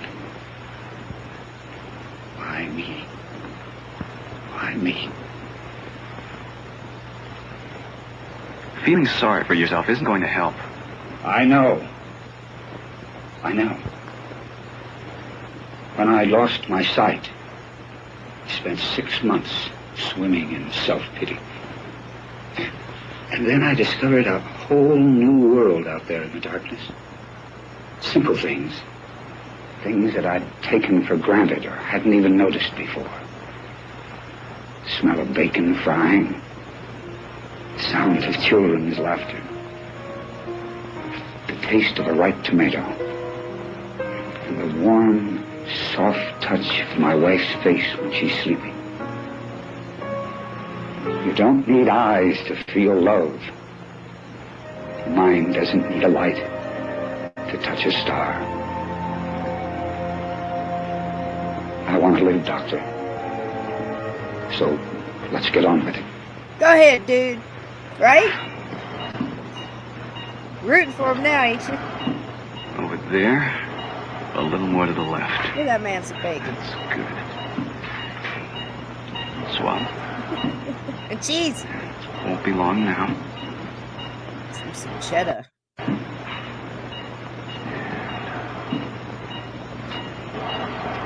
Bad. Vital signs are unsteady, Doctor. Were you shocked? Uh-oh. Hurry. We're losing him. There's no reading at all.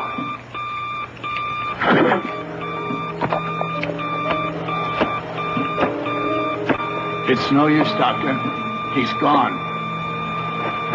Adrenaline!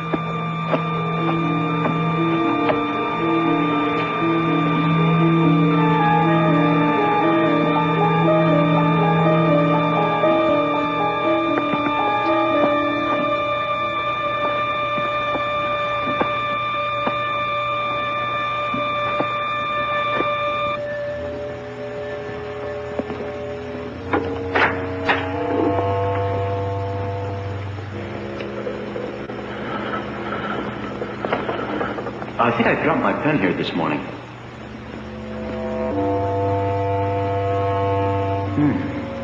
That's funny. Could have sworn it was around here. He moved. What? The one we just brought in. He moved. This guy's still alive. Get a doctor.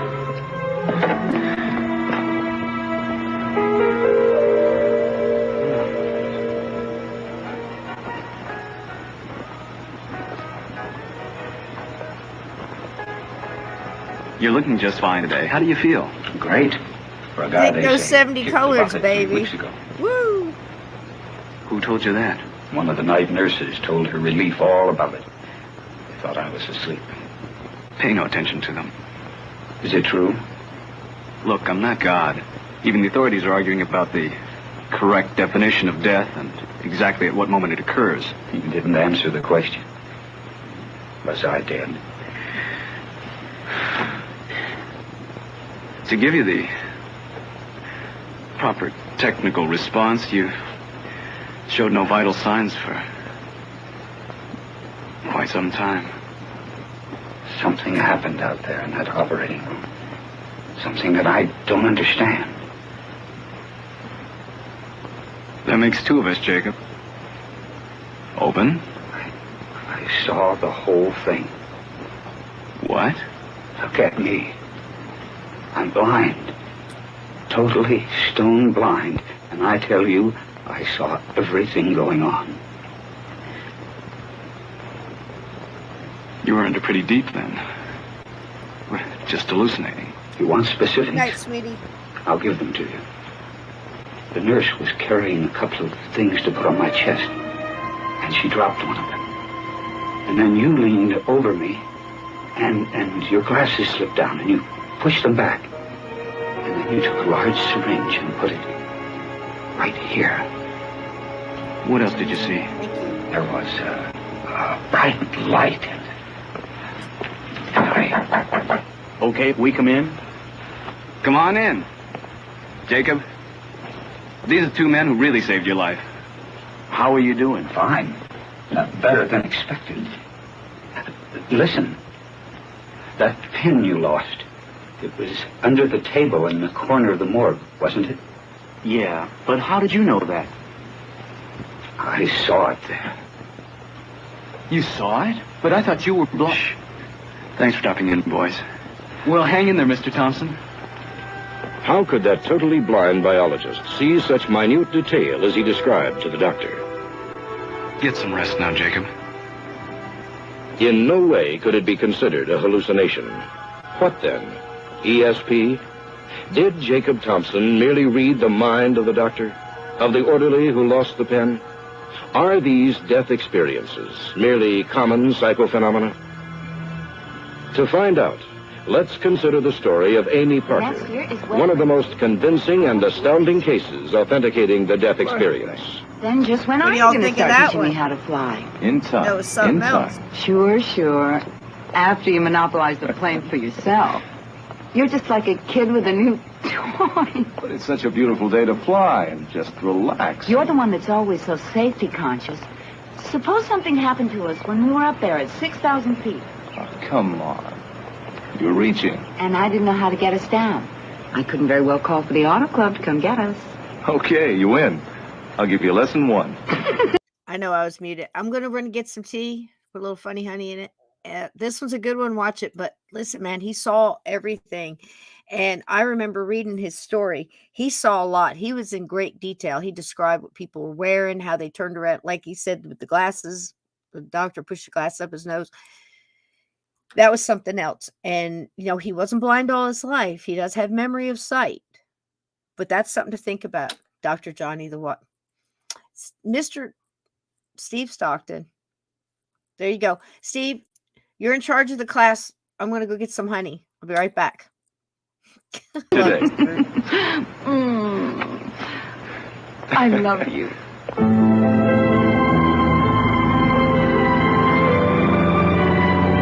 It was October 12th, 1976. Eric and I had just celebrated our second wedding anniversary, and we decided to take a little cruise in the plane we just bought 3 weeks before.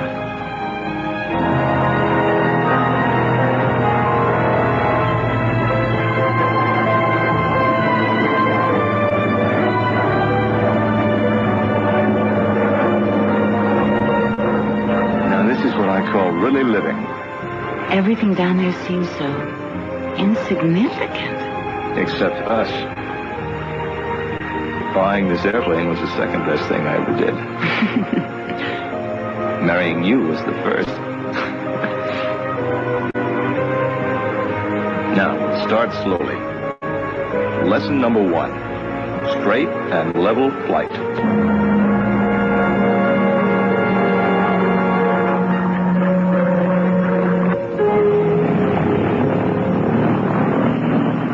What was that? I don't know. There's plenty of fuel. It doesn't figure. There's no power. It's gonna stall!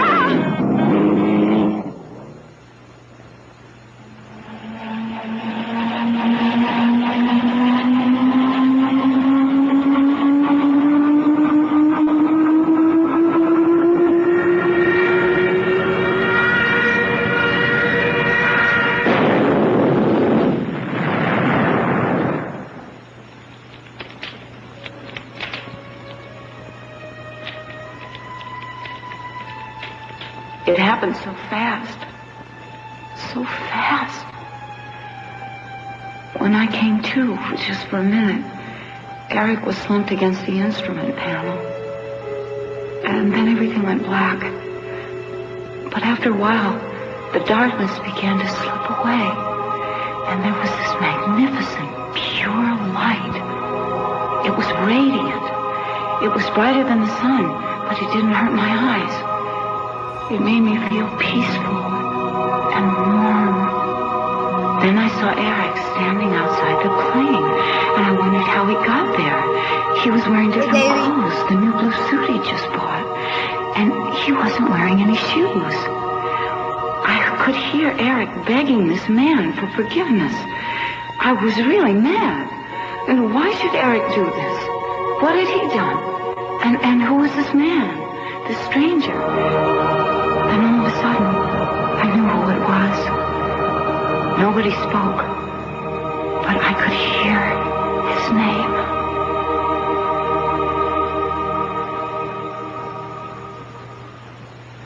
Eric Parker did in fact die in the crash, but it was not until some weeks later that Amy would share her most startling revelation. See that rose bush over there? Mm-hmm. He bought it on sale for half price. It was dying. All the leaves were brittle and dropping off. He pampered it, took it in at night and brought it back out in the morning. He babied it. He gave it new life. Just he gave me a new life.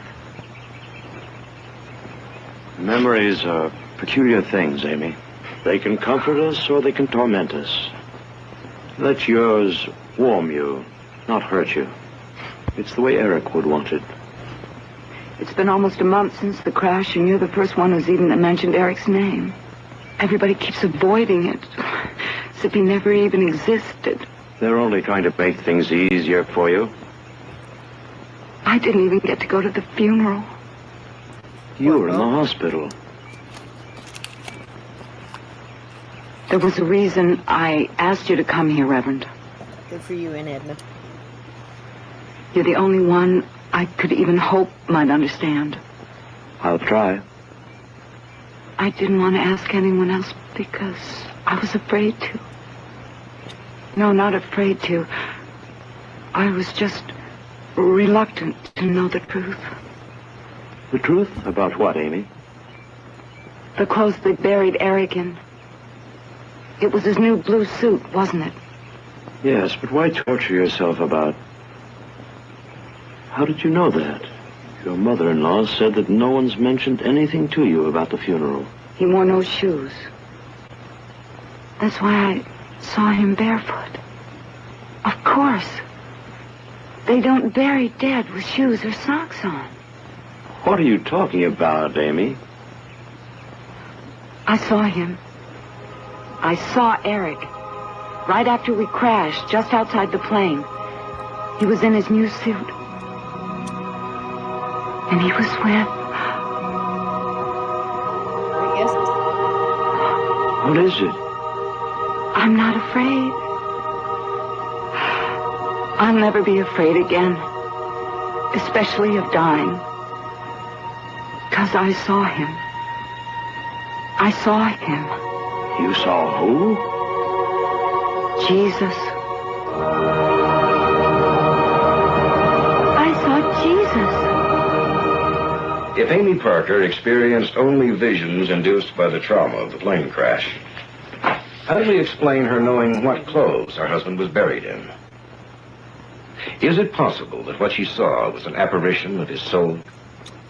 Where's that word again? Soul.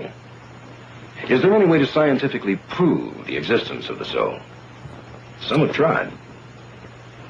In this journal of the American Society for Psychical Research, there is a report on Dr. Duncan McDougall and his incredible experiment to attempt to weigh the soul. Oh, I love this. I tried telling you guys about this. This is that experiment. This is awesome. In McDougall's experiment, he constructed a special bed with a light framework. It was mounted on delicately balanced scales, which were sensitive to 0.2 of an ounce.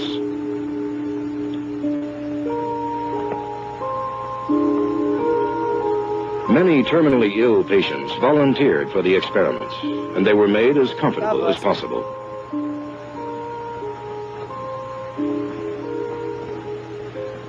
Weight loss continues at a steady rate of 1 ounce per hour.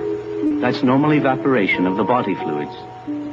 It was unthinkable to Dr. McDougall that consciousness should exist in the brain, yet not occupy space. Solids, liquids, and gases all have weight. Therefore, it was conceivable to him that if there was a soul which departed from the body at the precise moment of death, then there should be a subsequent and noticeable loss in the patient's weight. He hasn't breathed for minutes now. But he's still alive. His facial muscles continue to move. But he's weakening faster now.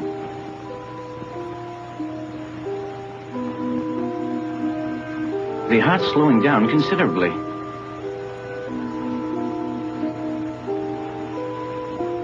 It stopped.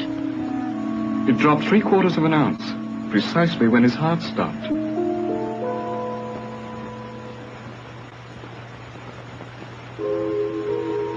The same experiment was conducted on 5 more dying patients, and in each case, the same thing happened. The patient lost 1/2 to 3/4 of an ounce in weight at the exact moment of death.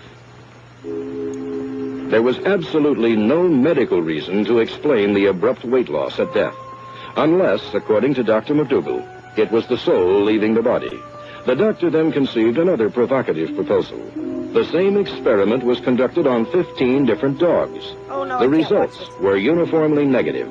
None of the animals showed any loss in weight at death. Could that mean, the doctor wondered, that lower life forms have no souls?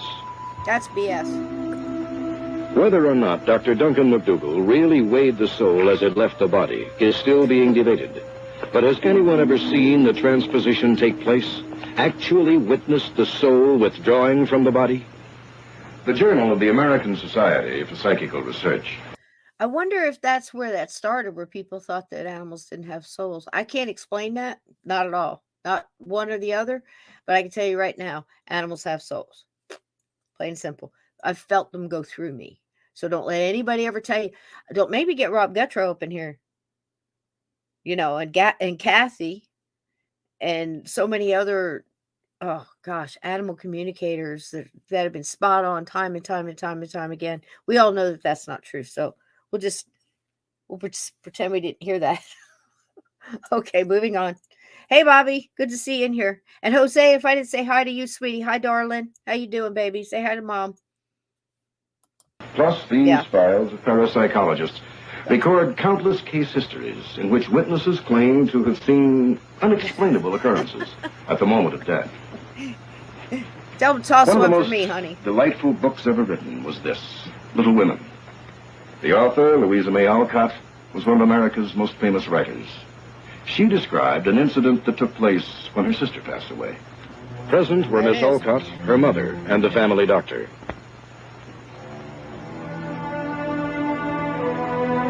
There were no indications that anything extraordinary might happen. But then, at exactly the moment of death,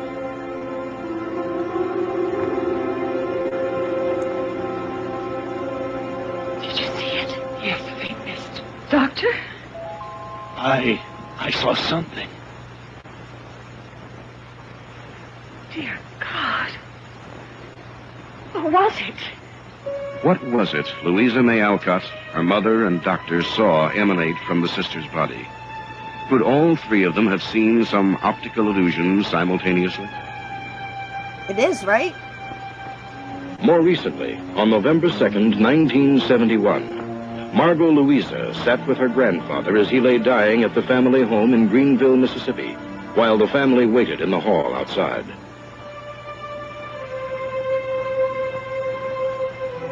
We knew Grandpa had only minutes to live. The doctor said death would come at any moment now. We decided the room shouldn't be crowded with people, so I asked to be alone with him. Grandpa was one of those old school Italians and had always been a devout Catholic.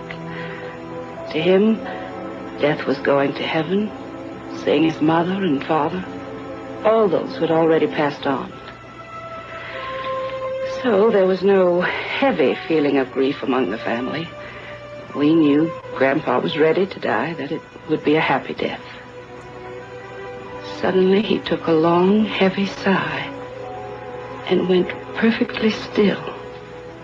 Tears began to well up in my eyes because I knew he was gone.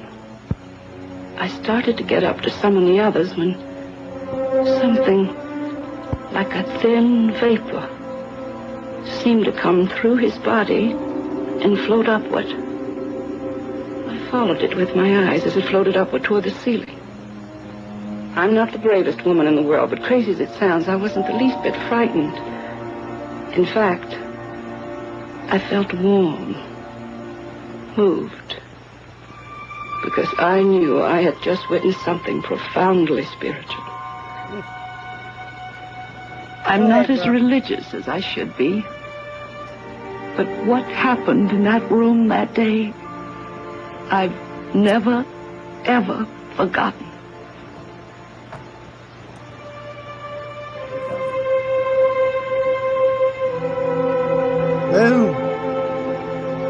Right, Bobby? In 1911, a French photographer named Baraduc shared his wife's fervent belief that upon death, the soul left the body.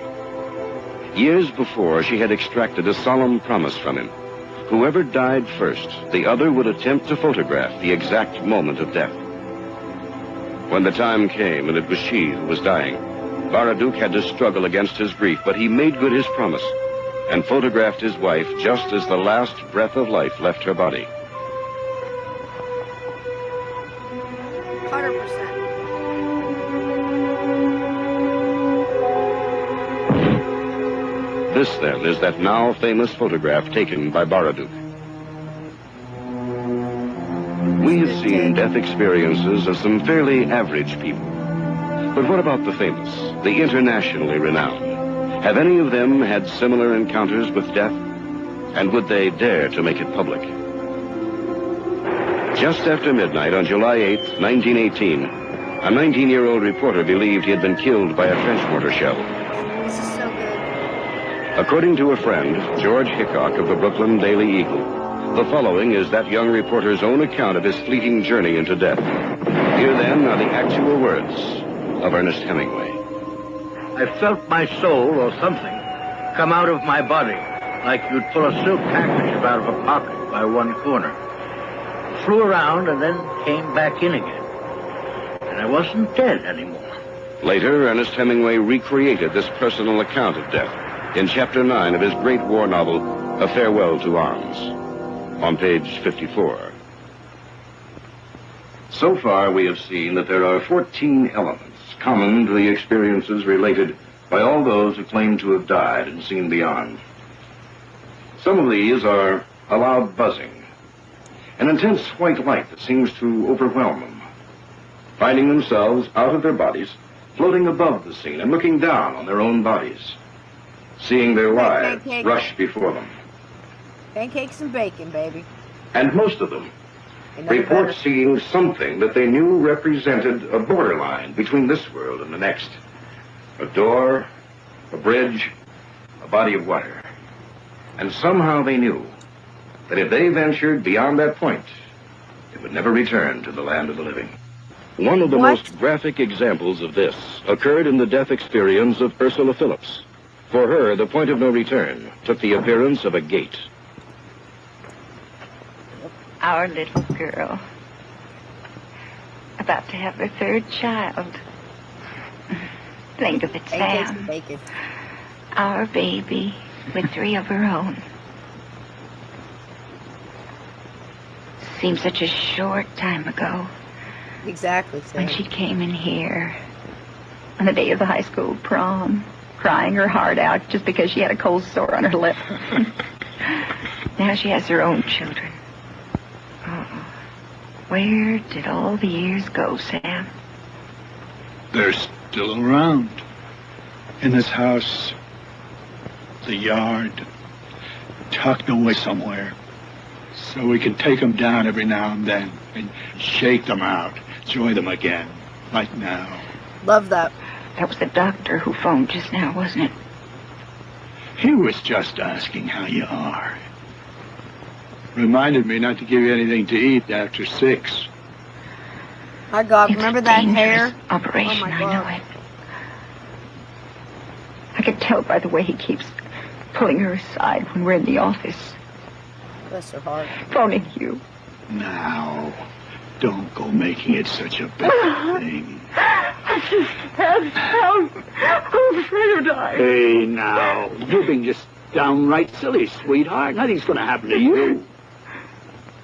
I just wouldn't allow it. You've got my word on that.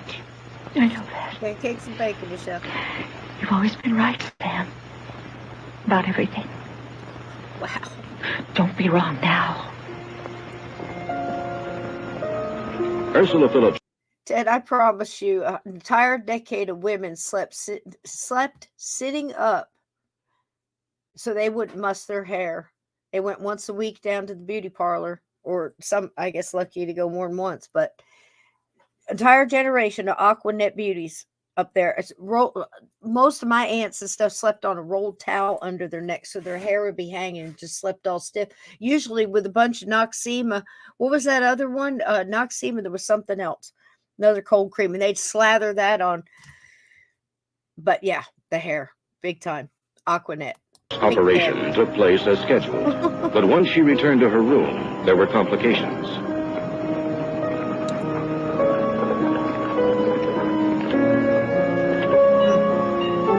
100%. We'll talk about that old religion. I want to hear more. I know.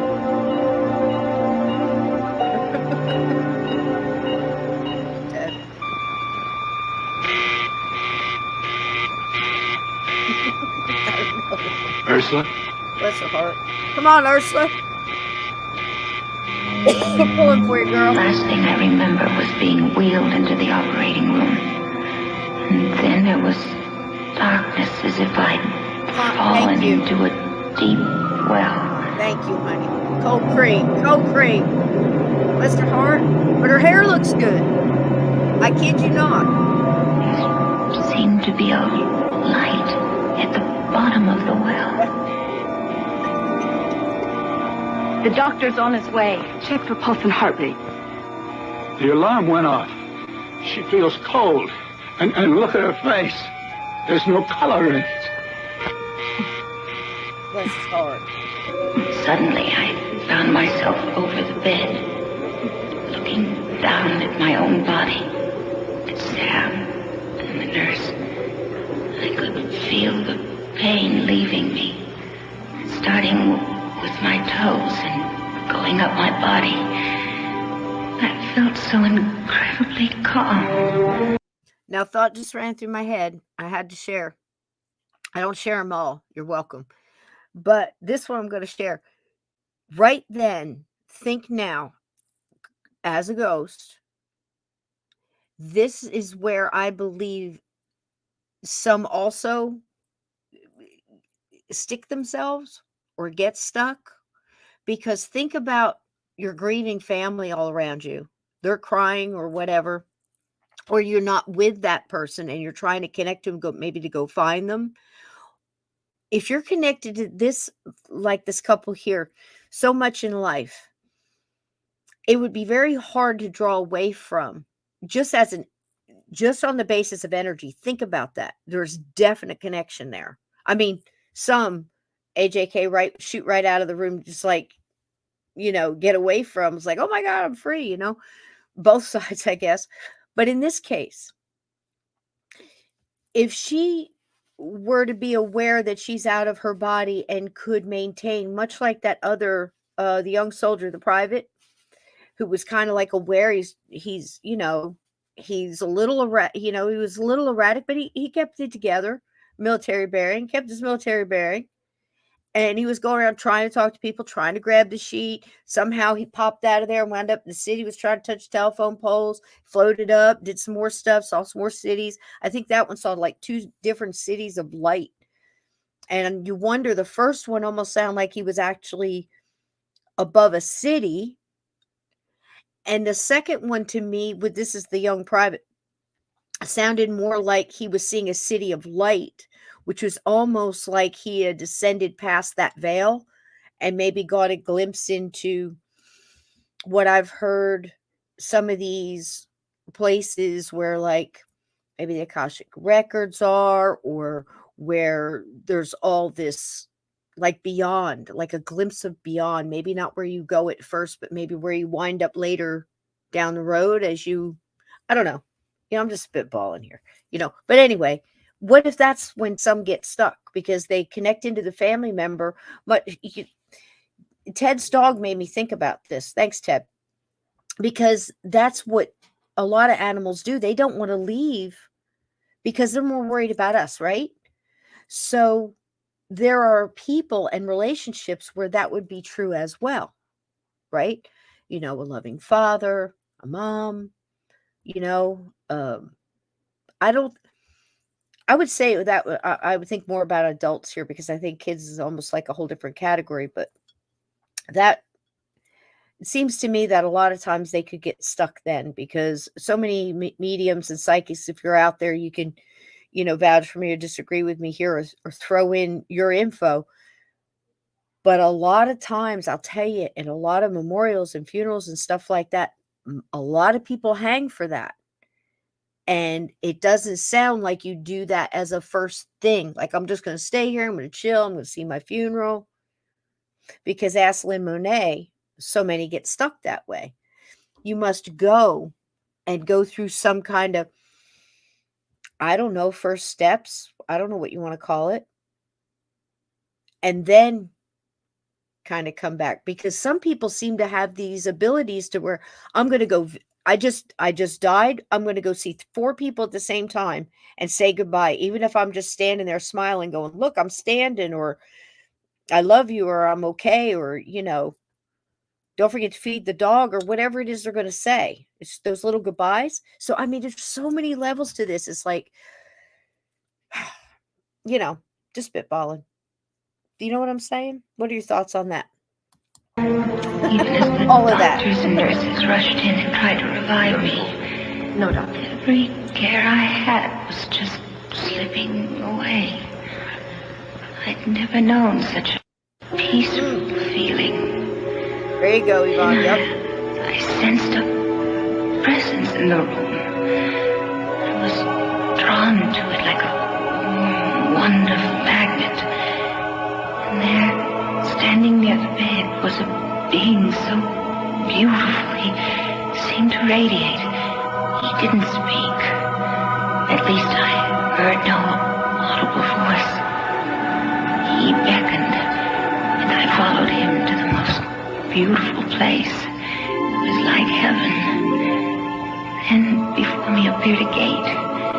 I wanted to pass through it. I didn't want to leave this wondrous place. But I heard him telling me, not now, not now.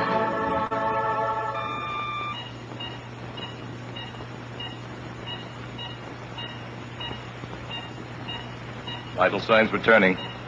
Then I felt the pain return. It started in my head and traveled down my body to my toes. Right?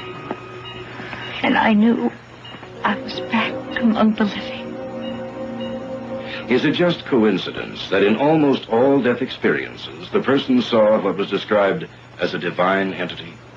Remember, Byron Temple said, I knew it was God.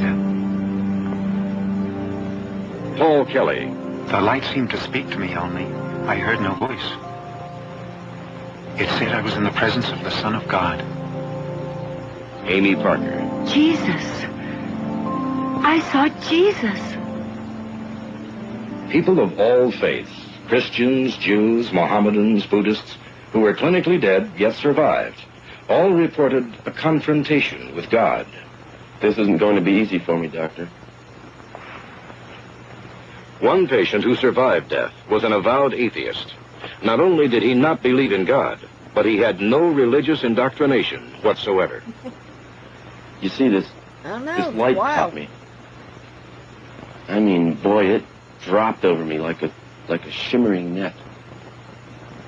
And there he was, this strange man, looking at me with such piercing eyes.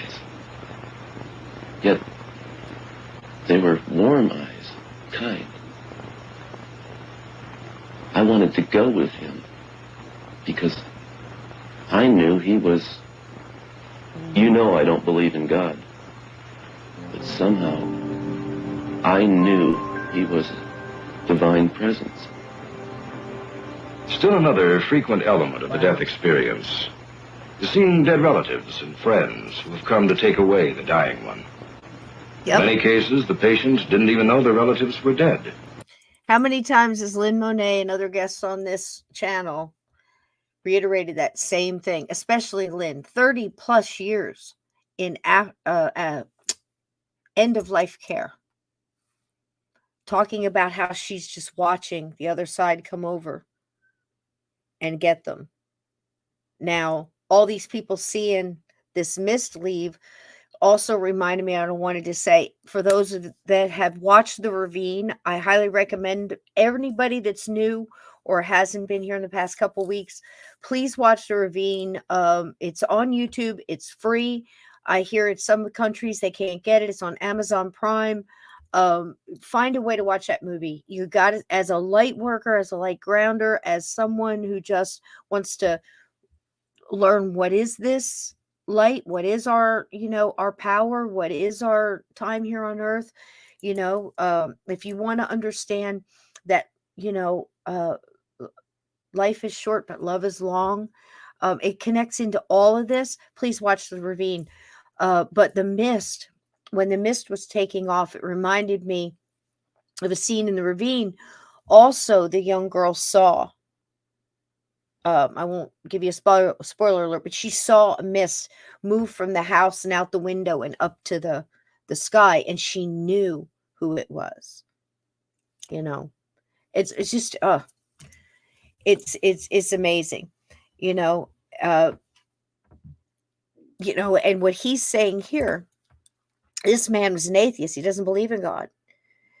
The stories that I've heard of atheists passing over, and again, I believe it's individual. It comes to you. I mean, I don't think that the same thing pops up for everybody as far as the ethereal being. I mean, it might be a part of us that's the divine too. It could be our higher selves welcoming, connecting into that, back into that, along with loved ones and pets and spirit guides and everything else that, that every other ethereal being you can mention, because I do believe that we start up that vibration, that frequency, and then there's some that were never humans, especially here on earth, then you've got everything from all the other dimensions and all the other,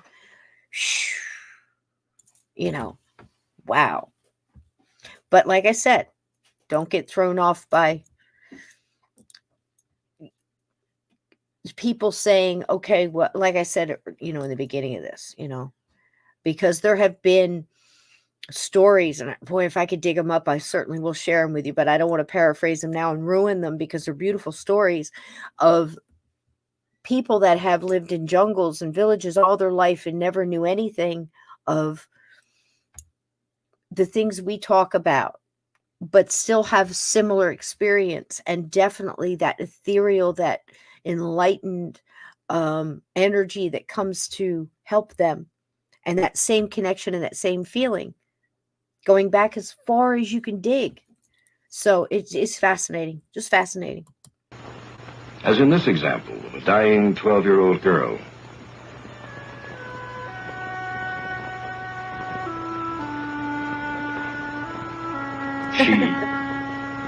She doesn't have much time. Fact.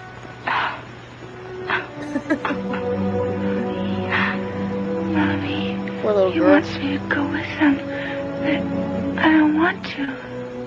It's the high fever. She's hallucinating. Who wants you to go with him, dear? Don't do this to yourself. Who do you see, honey? I don't know him, but he's my brother. He keeps calling me. I didn't know you had a son. Why, he did. He died before she was born. We never even told her about him. Thank you, Sasha Bell. How could she know? Do the dead appear to the dying to guide them into the next world, into life after death?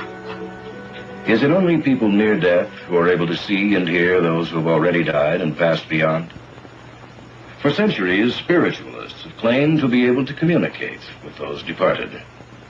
And today, professional mediums find a devoted following in people in every walk of life, from housewives to world leaders. And for every professional spiritual advisor shown to be a hoax, there are countless others who defy explanation and baffle the experts. Some, while in a trance, even speak in foreign tongues or in a voice of the opposite sex.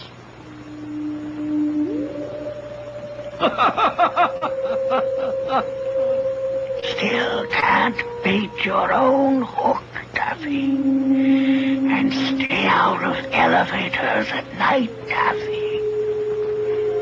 We're not expecting you for some time yet. The common notion is that the medium acts as a communications link to the next world, speaking to the living friends and relatives on behalf of the departed one. The image of a group gathered around a table in a darkened room has been popularized over the years in fiction, movies, and television. This dim environment, of course, helps to aid those whose intent it is to deceive the gullible with mysterious sounds, strange voices, moving objects, and general cheap theatricality.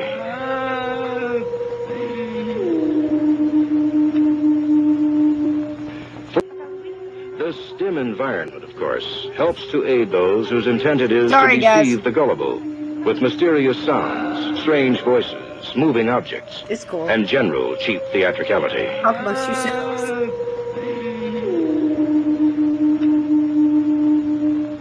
Fortunately, the skeptics have not entirely discouraged serious scholars from studying this area. During a seance in Iceland, the spirit of a dead man allegedly spoke through a medium, and a scientific paper on the incident was written by Professor Paul Cresswell, head of the psychology department of the University of Iceland, and his colleague, Thorold Rigby, from the psychiatry department of the University of Virginia. The voice or spirit identified itself, describing how it looked in life. My face was craggy, my nose large and prominent, broken in two places. I was working under my truck, repairing my transmission, when the jack suddenly slipped and I was crushed beneath the axle. But the door to this world didn't open for me until I was taken aboard the boat that was supposed to rush me to the hospital. I entered my new life at sea aboard that boat. I died with my hand held by a young woman, a nurse with ash blonde hair.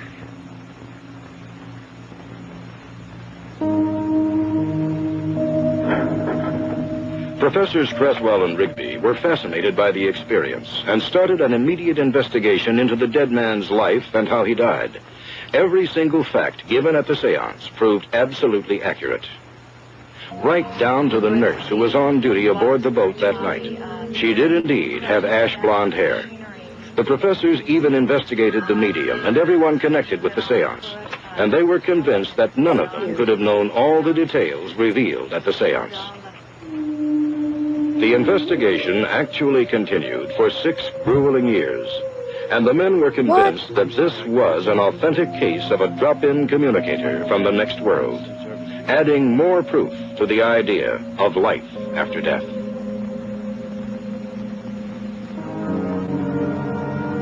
The famous escape artist and magician, Harry Houdini, devoted much of his life to exposing phony spiritualists. Here you go, Steve. But not because he didn't believe in an afterworld. No, Houdini very much believed there was a world of the dead, and attended seances all over the world in hopes of contacting the spirit of his dead mother.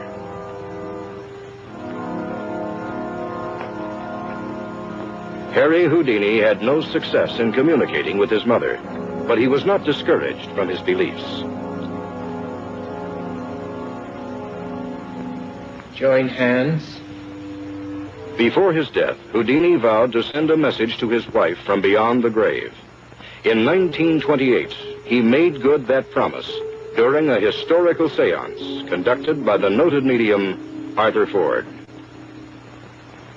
There is another man here tonight, one who wishes to communicate a message to his wife. His name in life was Houdini. He asks to relay to his wife the words, Rosabelle, answer. Tell.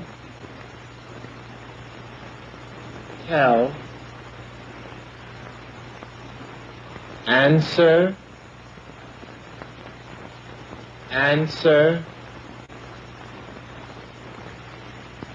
Learn. idea. Later, a friend went to see Mrs. Harry Houdini to tell her. Janice, do you have any idea how many people call me, write to me, all swearing that they've had a message from Harry? I know. Most of them are just cranks. Or tricksters trying to grab a few cheap headlines for themselves. Yes, but... Oh, sure. I don't have a clue what's happening with the sound here. It's not me. It's in this TV thing. We're just going to power through. We're almost done. I think it's got 10 minutes left, I think. Maybe somewhere around 10 minutes. Maybe a little, just a titch more. So we'll hang in there. If you can, I understand. It's kind of like crazy, but I think it stops. Some of them are sincere. But they only imagined that Harry got through to them because they wanted it to happen. It's called autosuggestion. But this message, it was like it was in some kind of code. Code? Really just meaningless words. It didn't make sense. What was it? I wrote it down word for word. Here it is. Roseville, answer. Tell, answer, learn, idea. That's it. Can you make anything out of this? Yes. What? Before Harry died, we made up a secret code. He said that he'd try to transmit it to me through a third party after he entered the next world. Does this mean something then? Yes. Roosevelt, believe.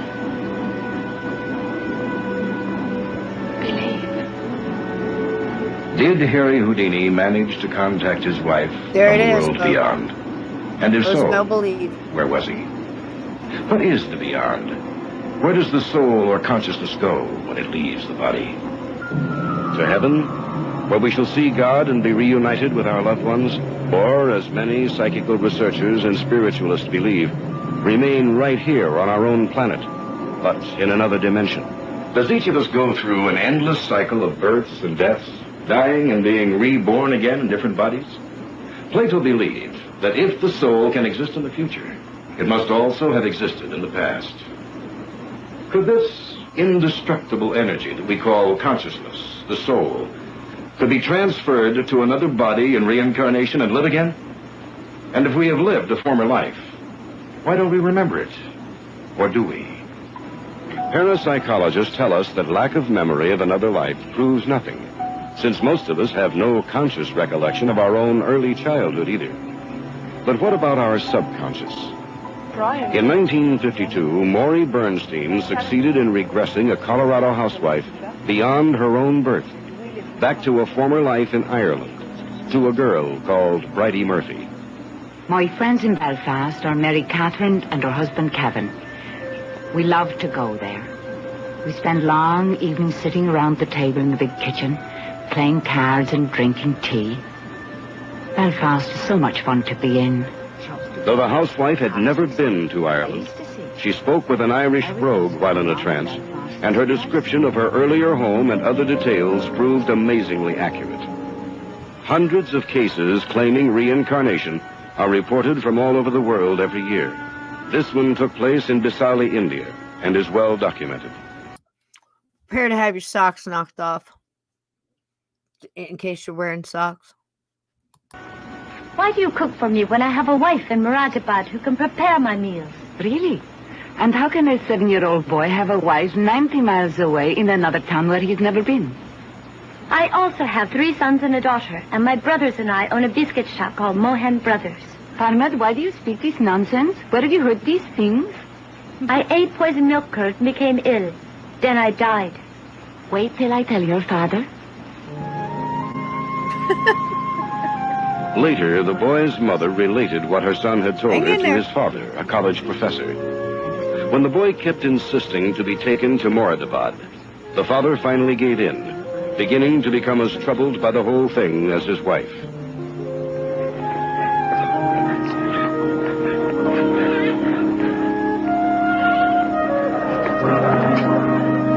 When they arrived in the distant city, the young boy actually led his skeptical father directly to the bakery that he had You are my described. cousin Karam.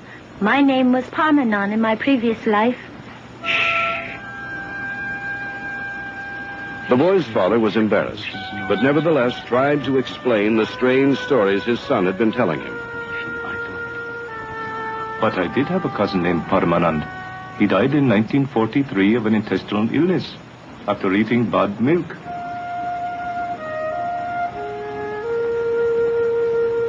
Later, the boy correctly identified the dead man's family, pointing out his mother, wife, his daughter, and sons.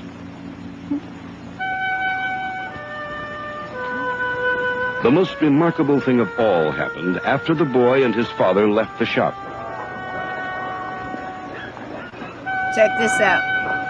Yasmin, where is the money you owed me? What? The proprietor saw the incident and came over. As it turned out, the man's name was Yasmin, and he did owe money to the dead man the boy claimed to leave. I can't move. Something, huh? My dress is long, flowing. It trips me. I try to run, but I can't. The Indians up on the hill, looking down on our wagon. At Chicago State University recently, an astounding experiment was conducted on 100 volunteer subjects who were put under hypnosis and regressed in time. Out of the 100 tested, 93 actually recalled previous lives, furnishing details of past existences. Novelist Taylor Caldwell claimed her historical novels were based on her knowledge of past lives. Musical genius in very young children continues to baffle the experts. But some parapsychologists believe the talent is derived from a former existence. Mozart thought he had lived a previous life as a musician. General George Patton believed he was the reincarnation of a great military man out of history. Several of them. Well, spiritualism, reincarnation, and psychic phenomena all seem connected to the world beyond. So far, the case histories we've shown you have all involved people who survived clinical or accidental death. But the accounts of those who tried to commit suicide and failed are another story, a horror story. Typical of the experiences told by people who survived after attempting to take their own lives is the case of this 22-year-old bride-to-be from Gary, Indiana. For obvious reasons, her name cannot be made public, but it happened in April of 1975. This is her story, as she later told it to a psychiatrist. It began on the fateful day she went to her fiancé's house to make dinner. Eric and I were to be married in less than a week. We were in love, and I had never been happier.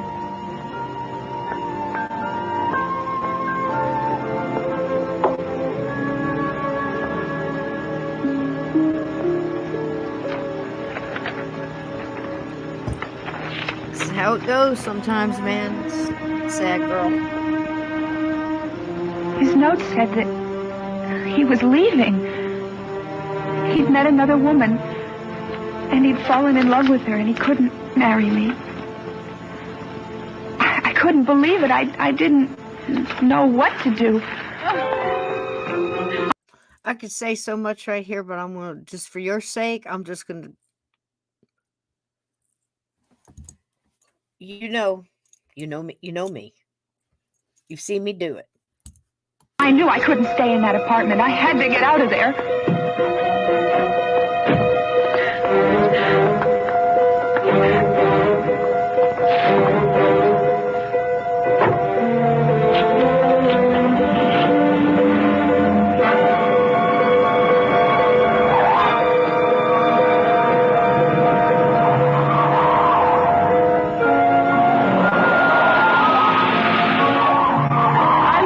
Like I had never loved a man before. Our wedding invitations had already been sent out, and my parents were going to be here in 2 days. How was I going to face them? My whole world had fallen apart. I didn't care anymore. I decided to kill myself.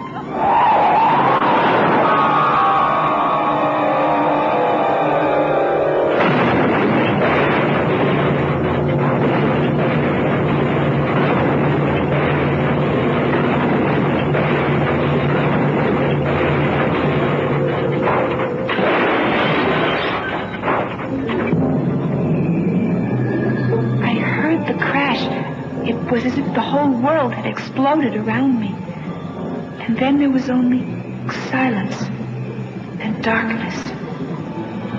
Suddenly I was going through a long, dark subway. The pain was excruciating. I tried to scream but couldn't. And I was so cold and terrified.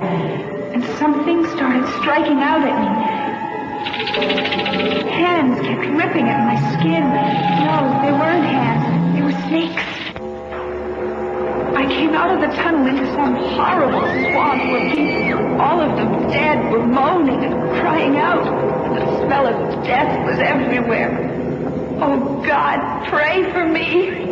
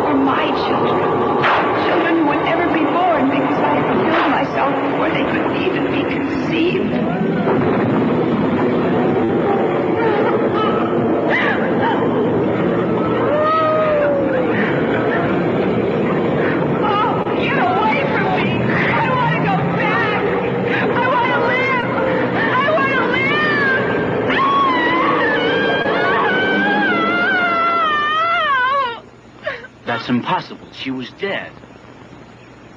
Could God or some unknown force choose to punish those who try to take their own lives? Because in every case of suicides who survived, they told the same kind of horror story as the girl we've just seen. While on the other hand, natural death or even accidental death seemed almost pleasant. Would you like to see what it's like to enter that region between life and death? All right. I got to jump in here and say I kind of disagree with that. I can't say what studies they did or who they spoke to, and I cannot speak on that. I can tell you that I have heard different information. I would say it would depend on the frame of mind that person was in. Again, individual.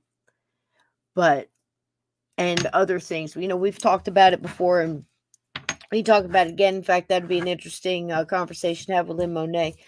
But, and Claire Broad, if I could get her, God bless her. I'm going to send Ted after her. She's out there in UK, Ted. Do you want to go on an assignment? Want to do some recon for me, sugar? You want to go get Claire Broad, get her on, you sit up with her. She just doesn't have everybody sit up late with and have tea. Y'all could have tea and everything else. We'll talk about it. So anyway, I disagree with that, but again, I can't speak on the cases that they researched. Does that make sense? I would say again, I think in some cases it is done to show the person you're going to cause, this depression. You're going to cause these people are going to miss you, yada, yada. I think some others go a different place. Again, it has to do with your frame of mind because you can't put it all in the same category. You just can't do that. And I think that's reckless to do so. Does that make sense? Okay. Moving on. 5 minutes, I think. Time is relative, right? You're in a hospital room. You're dying. The doctors are working over you. Thanks, Ted. Massage He's isn't a working. sweetie. We'll have to give him shock. Yep. There you go.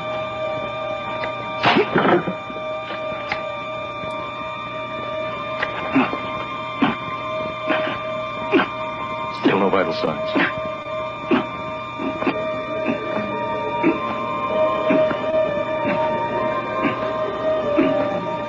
It's too late. The patient's gone. Adrenaline. Yes, Doctor.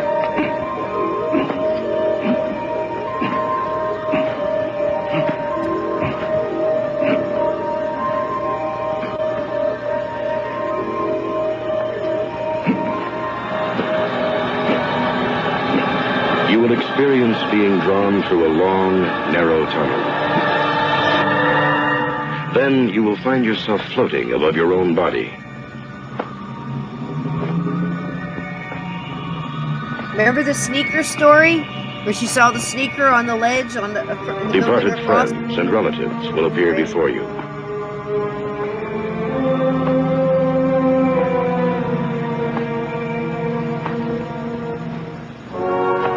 You will experience a divine presence.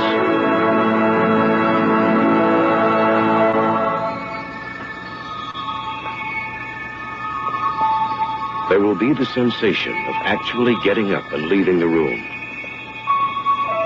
Soon, a gate or doorway will appear before you. You will know it to be the point of no return.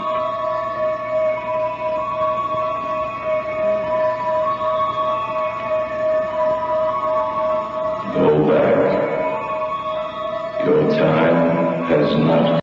Spot on. And other, like, you didn't want to put your family through. Again, individual. And anytime I hear something like that, that's even remotely close to, where they say all suicides this, or all car accidents this, or all, again, I think it's I don't want to say irresponsible as much as I want to say irresponsible, but it's also wrong, because I just don't think you can paint everything with that broad brush like that, because it is up to the individual. Perhaps this young lady needed to go through this. It happened. I've heard many drug addict stories, or stories where people,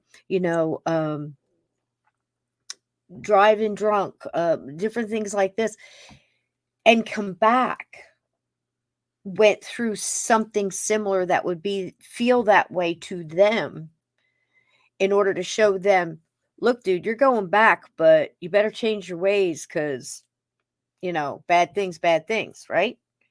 And whatever those bad things are is between that person and what's going to work for them. And maybe it's basically to straighten them up, because that side, the universe, the source knows you're going to go back. And this might work, as in the case of Daniel Brinkley getting hit by lightning, going more than once, So there you go. That's exactly what I meant, because it's different. You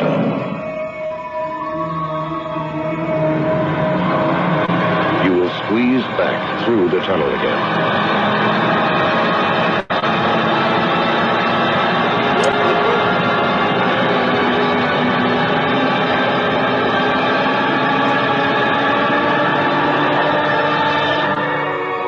An intense but warm white light will engulf you and bring you back into your body.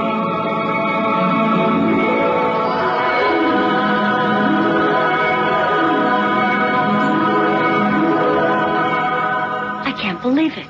The pulse rate is almost back to normal. We've presented you with the facts, with the real stories of people who clinically died and returned to tell us of what they experienced. We know that both ancient and modern philosophers believe that the soul survives death. We've heard the testimony of medical men and parapsychologists, seen the stories of actual people who experienced a glimpse into the afterlife. Dan Wilson,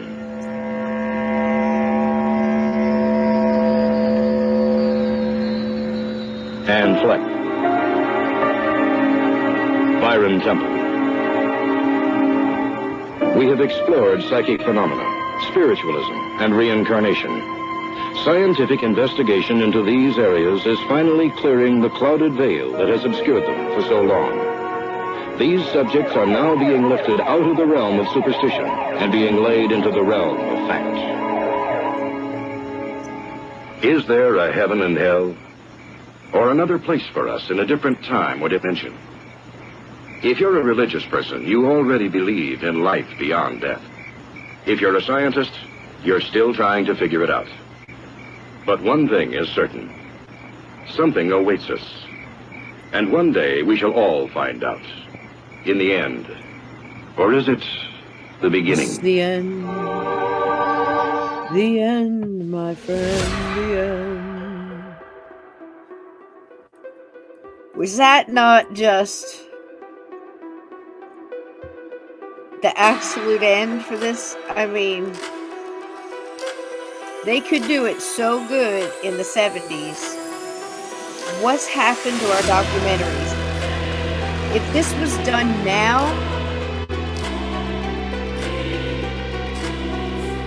1978, folks. I can dig it. I can dig it. I hope you enjoyed that.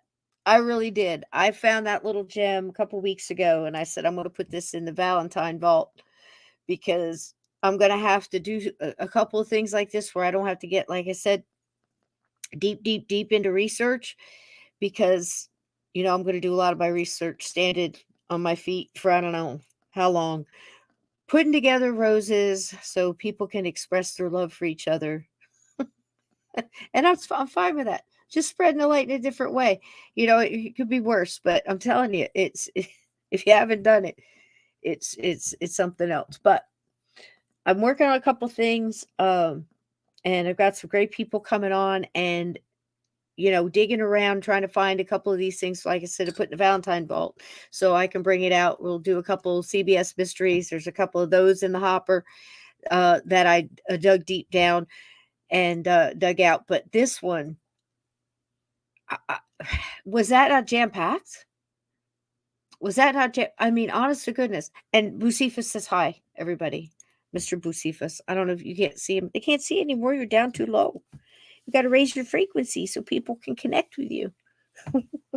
Right. Oh my goodness. Oh my goodness. The face. This is the one who has 50 muscles like in one ear. You know? Yep. And he's all muscle. Where's your brother? Go get Spirit and tell him come say hi. All right. So, and getting big, huh? So, amazing show for the 70s. Are you guys still there? I'm locked up. Somebody hit me with a 5-5 if you guys are okay. You guys okay? You still out there? This is the last one I have. It seemed like it just froze up. There's Vixen Doe. Vixen Doe says hello. Hello, Boo and Spirit. They're doing really good. They're picky, eating. They get what they ask for. Thank you so much, little tiger. Yeah, they're getting big tigers. I think they're going to be big, guys. I think they're going to be so big. But anyhow, this one just surprised me. I felt like it was really jam-packed with really, really, really good.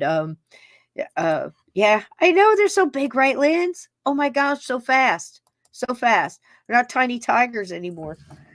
They're just you're getting bad boys. They're bad boys with a Z. That's for sure. But yeah, I love this documentary. The constant accounts of reincarnation, the different ways people saw, you know, and again, it's as individual as the person passing, like when they were talking about the mist, how many different accounts, right? It's individual to the person witnessing it and the person that just passed, right? And their connection as well. So every time you bring a new energy into this, a new understanding, that individual's understanding and what's going to calm them, what's going to welcome them, what's going to make them feel what is ultimate love to them, what is that image. You know, they all felt the same thing. They just saw something different. They connected with you know, a loved one first, or, you know, and this doorway, this gate, right? Journey through the gate, baby. Right? I mean, we ain't playing here on Journey Through the Gate. We know what we're doing. We're mashing buttons and throwing darts at the board, trying to hit something. You know, we're all just learning. But 1978, God bless him. I'm so glad we were able to get this one through. I'm going to dig around. I'm going to find you some more. They're all out there. I'm trying to do Chariots of the Gods, folks. How much would you love? I remember sitting in the theater with my mom. This is one of the few movies we got to go see, you know, with my mom. She was always working. Billy Jack, I fully remember. That was an experience, right? I mean, gosh, Billy Jack. And I remember seeing The Odd Couple, Jack Lemmon and Walter Matthau. Did I get that one right? And Boatniks opened up for me. We saw that in the Asbury Theater with the red velvet curtains and the red velvet seats and the gold, the carving chair. Oh, man. My mama cried the day they tore that theater down. And she made sure I got to see a movie in it. And I remember it. I remember it. And the only other one was Chariots of the Gods. Everything else was we saw on TV or saw with friends. But that's what I remember seeing with my mom. Oh, wait. I went on a date with her once with this guy. Great guy named Eddie Stotch. Still remember his name. Love and energy to you, Eddie. And they went to the drive-in. Thought I would fall asleep. Pissed him off all night long because he kept looking back to see if I was asleep so he could sneak an arm around my mama. And I'd like shoot up, sit up, and ask a question about the movie. He finally outweighted me, though. I finally fell asleep. It was John Wayne, True Grit. So those are the movies I got to see with my mom. And Chariots of the Gods, man, I bugged her. Right, Steve? Had to see it. And read the book over and over, dog-eared, bent all up, paperback. So, talking about the batteries that they had in Egypt and all the different things. And that's when I first got to see all the signs and symbols and stuff. And it's just my head, my 8-year-old mind was just absolutely on fire, man. So I'm trying to get that. I don't think they'll let me pull it off, but they might let me do it if I, you know, do just a couple of segments of it. But do that. We'll do some extraordinary. We'll do some CBS mysteries, and we'll do some impromptus. We still have guests coming. They're wonderful, wonderful people. And, of course, the wonderful Lynn Monet and her great books. If you have not read Omnipresent, this is a story about a house she bought that was so haunted she could not move in, and the trouble that ensued. And it certainly did. And it's, you know, it's one of those things. It's a true story that absolutely defines the reason we say this is not a game. You know, tonight we talked about one of the most controversial subjects out there. Is there an afterlife? And I affirm myself again, sitting here, and to tell you, after 50 some plus years of looking for answers in this vast subject, I got to say that this just affirms my beliefs that I had already, you know, aside from a couple of things that were said that seemed to be, you know, a little bit too, you know, like animals don't have souls. And, you know, I can't explain why, you know, humans, you know, way different than animals. But maybe my theory, honest on that, is like animals are too quick. I think they have so less hangups and earthly burdens and things that keep us down. And so I don't think they're running around going, you know, hey, he dropped the pen. I think they're either gone and cross over so quick, like, yo, man, I'm here. Like somebody's sliding into bar at 5 o'clock after a hard day. You know what I mean? They've already got his beer waiting for him. That's what I think it's like for animals. Unless they stay behind to comfort us because they care more about us than they do themselves. But animals who don't have a connection or reason to say bye, and how sad is that? They go on. They're not bothered by it. They move on because they have no thing holding down. Like Marley showing up for, you know, old Scrooge with all his chains and his metal boxes with locks on them filled with stuff. We all have baggage, right? So try to empty that baggage as best you can. You get it out there, sort it, do what you can. We're only human, obviously. But I do believe we go on. There's zero doubt in my mind. I've never been more sure. I don't want to say of anything, but it's right up there. I've been doing this a long time, and there's something going on. If one of those stories is true, if one of the stories you all have said in chat is true, just one UFO abduction, just one Bigfoot sighting, just one ghost story, just one visit from a loved one, just one animal waiting back for their person to cross, or for another animal to cross. They're here to show us unconditional love. So their whole thing is love and forgiveness. We're supposed to learn from them. I think that's why they're here. But that's my opinion. But can't kill energy. That I agree with. It just changes. So whether Dr. Duncan, with his 70s mustache and all that. Actually, that was earlier. That was, I forget the date, but that was much earlier. They were just talking about it in the 70s. But, I think he was onto something. I'd have to read the data to quote any more on that. But I think the animals were gone before he ever even got to them. It's like, probably dancing around the ceiling looking at him. But, so that's that. I hope you enjoyed it. We've got a lot coming up. I appreciate you guys understanding how I've got to kind of do the, funky shows. Might pop up in the middle of the week with a mystery or something like that. But I always try to hang out with you in the chat when I do that. Again, if you're a newcomer, please, when you go to the YouTube page, please subscribe. Please hit that notification button. Even if you hit the button and you're not getting notifications, back out of it. And then go in and do it again and re-click it. YouTube tends to knock people off. They knock off mods. They take away wrenches. They give wrenches to other people. They let in porn bots. That's why I'm going to stop there. Because once you get to porn bots, you got to take a pause. But, and I don't do any of that. I don't put people in the sandbox unless one of my mods do it. And if one of my mods puts you in the sandbox, you need to be there. So take your medicine. Sit down. Listen. Might learn something. But I have found good people in the sandbox, and I think they were just forced off the interstate onto an exit they didn't want to take. So there you go. We have wonderful mods here. I love each and every one of you. Thank you for all the links that you put. Thank you for welcoming all the newcomers and people that pop in just to say hi.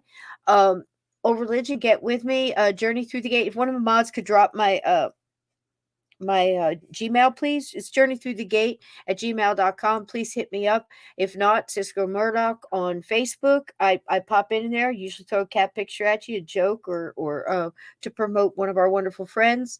And that's pretty much it on the social media. It's a lot of work, man. It's just me. It's just me and whoever happens to be walking in at the time and coming by to do whatever. We're never really alone, are we? We can see that, right? And we're definitely not separated from our loved ones. And there you go. That I am sure of. I'm no expert, but honey, I'm telling you what, I've seen some shit. And I know you guys have too. And I appreciate everybody throwing in their ideas throughout this, because I think it was a really great learning thing to sit down and pick apart some of this and throw some ideas out there. You guys had some great ones and you made me laugh too. And I appreciate you spending the time here tonight. So hit that thumbs up on the way out. Again, our featured artist is this wonderful gentleman here, Asher. And I'm going to play it again on the way out because love and light, keeping the lights on for you. This raises your vibration. It calms the soul. It acknowledges him and his talent. And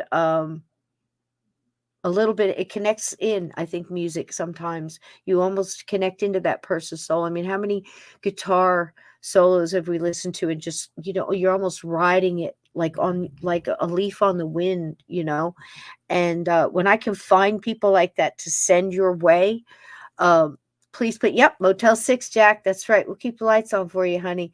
It's not always easy, but there's enough of us out there that have energy. All we need to do is lean in and reach out, and someone always reaches back in this chat. And love you all. Anybody out there hurting and grieving tonight, please watch this with an open mind and an open heart, and understand that love never dies. As they say in the ravine, life is long. I mean, sorry, life is short, but love is long. I had to mess it up. Love is eternal. Absolutely. And nobody can ever tell me that animals don't have a soul, because when I lost Mr. Dickens this last October, he went right through me. And now he's right here on this wonderful little locket. It's a wonderful company. You can't see it too good in the thing, but that is a picture.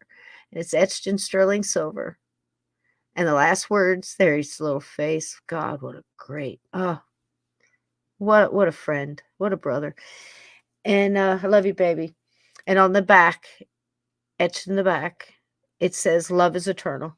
It's the last thing he heard me say, at least in that form. So there you go. And thank you all for being part of that again, and spreading the love. Get with me over religion. I'd love to come on. As you can see, you got no problem getting me to talk. All you got to do is turn on the microphone and say, go, Cisco. I love you all. Thanks for spending this time with me. Thanks for all the love. Please send it out there to our good friends, Blue and Monica, and Edna, everybody that's Gray, and her cats beat her up with a computer, I believe, something like that. There's a story behind it, but she took it like a trooper, and I know she's got stuff that can help her, and lots of love and lots of energy her way. And like I said, Gray, you were in my thoughts when I added all those extra wolves in there just for you, sweetie. So I'm going to play this again with your kind permission. I think it's apropos to the show's theme tonight. And please, it's cold out there, not just in weather, but some hearts are pretty cold, and you got enough warmth in you to warm this universe, guys. The light's not only bright, but it's warm. So find the warmth in the snow. Find that heat, and turn it all the way up. Ours goes up to 11. I love each and every one of you. Please enjoy this. And have a good evening. And I'll see you here tomorrow night, 8 p.m. Eastern Time, with the wonderful, beautiful friend of mine, Steve Stockton. And we'll have a good old time. I think we've got something up our sleeve fun for tomorrow night. But you never know. Enjoy the music. Good night, everybody.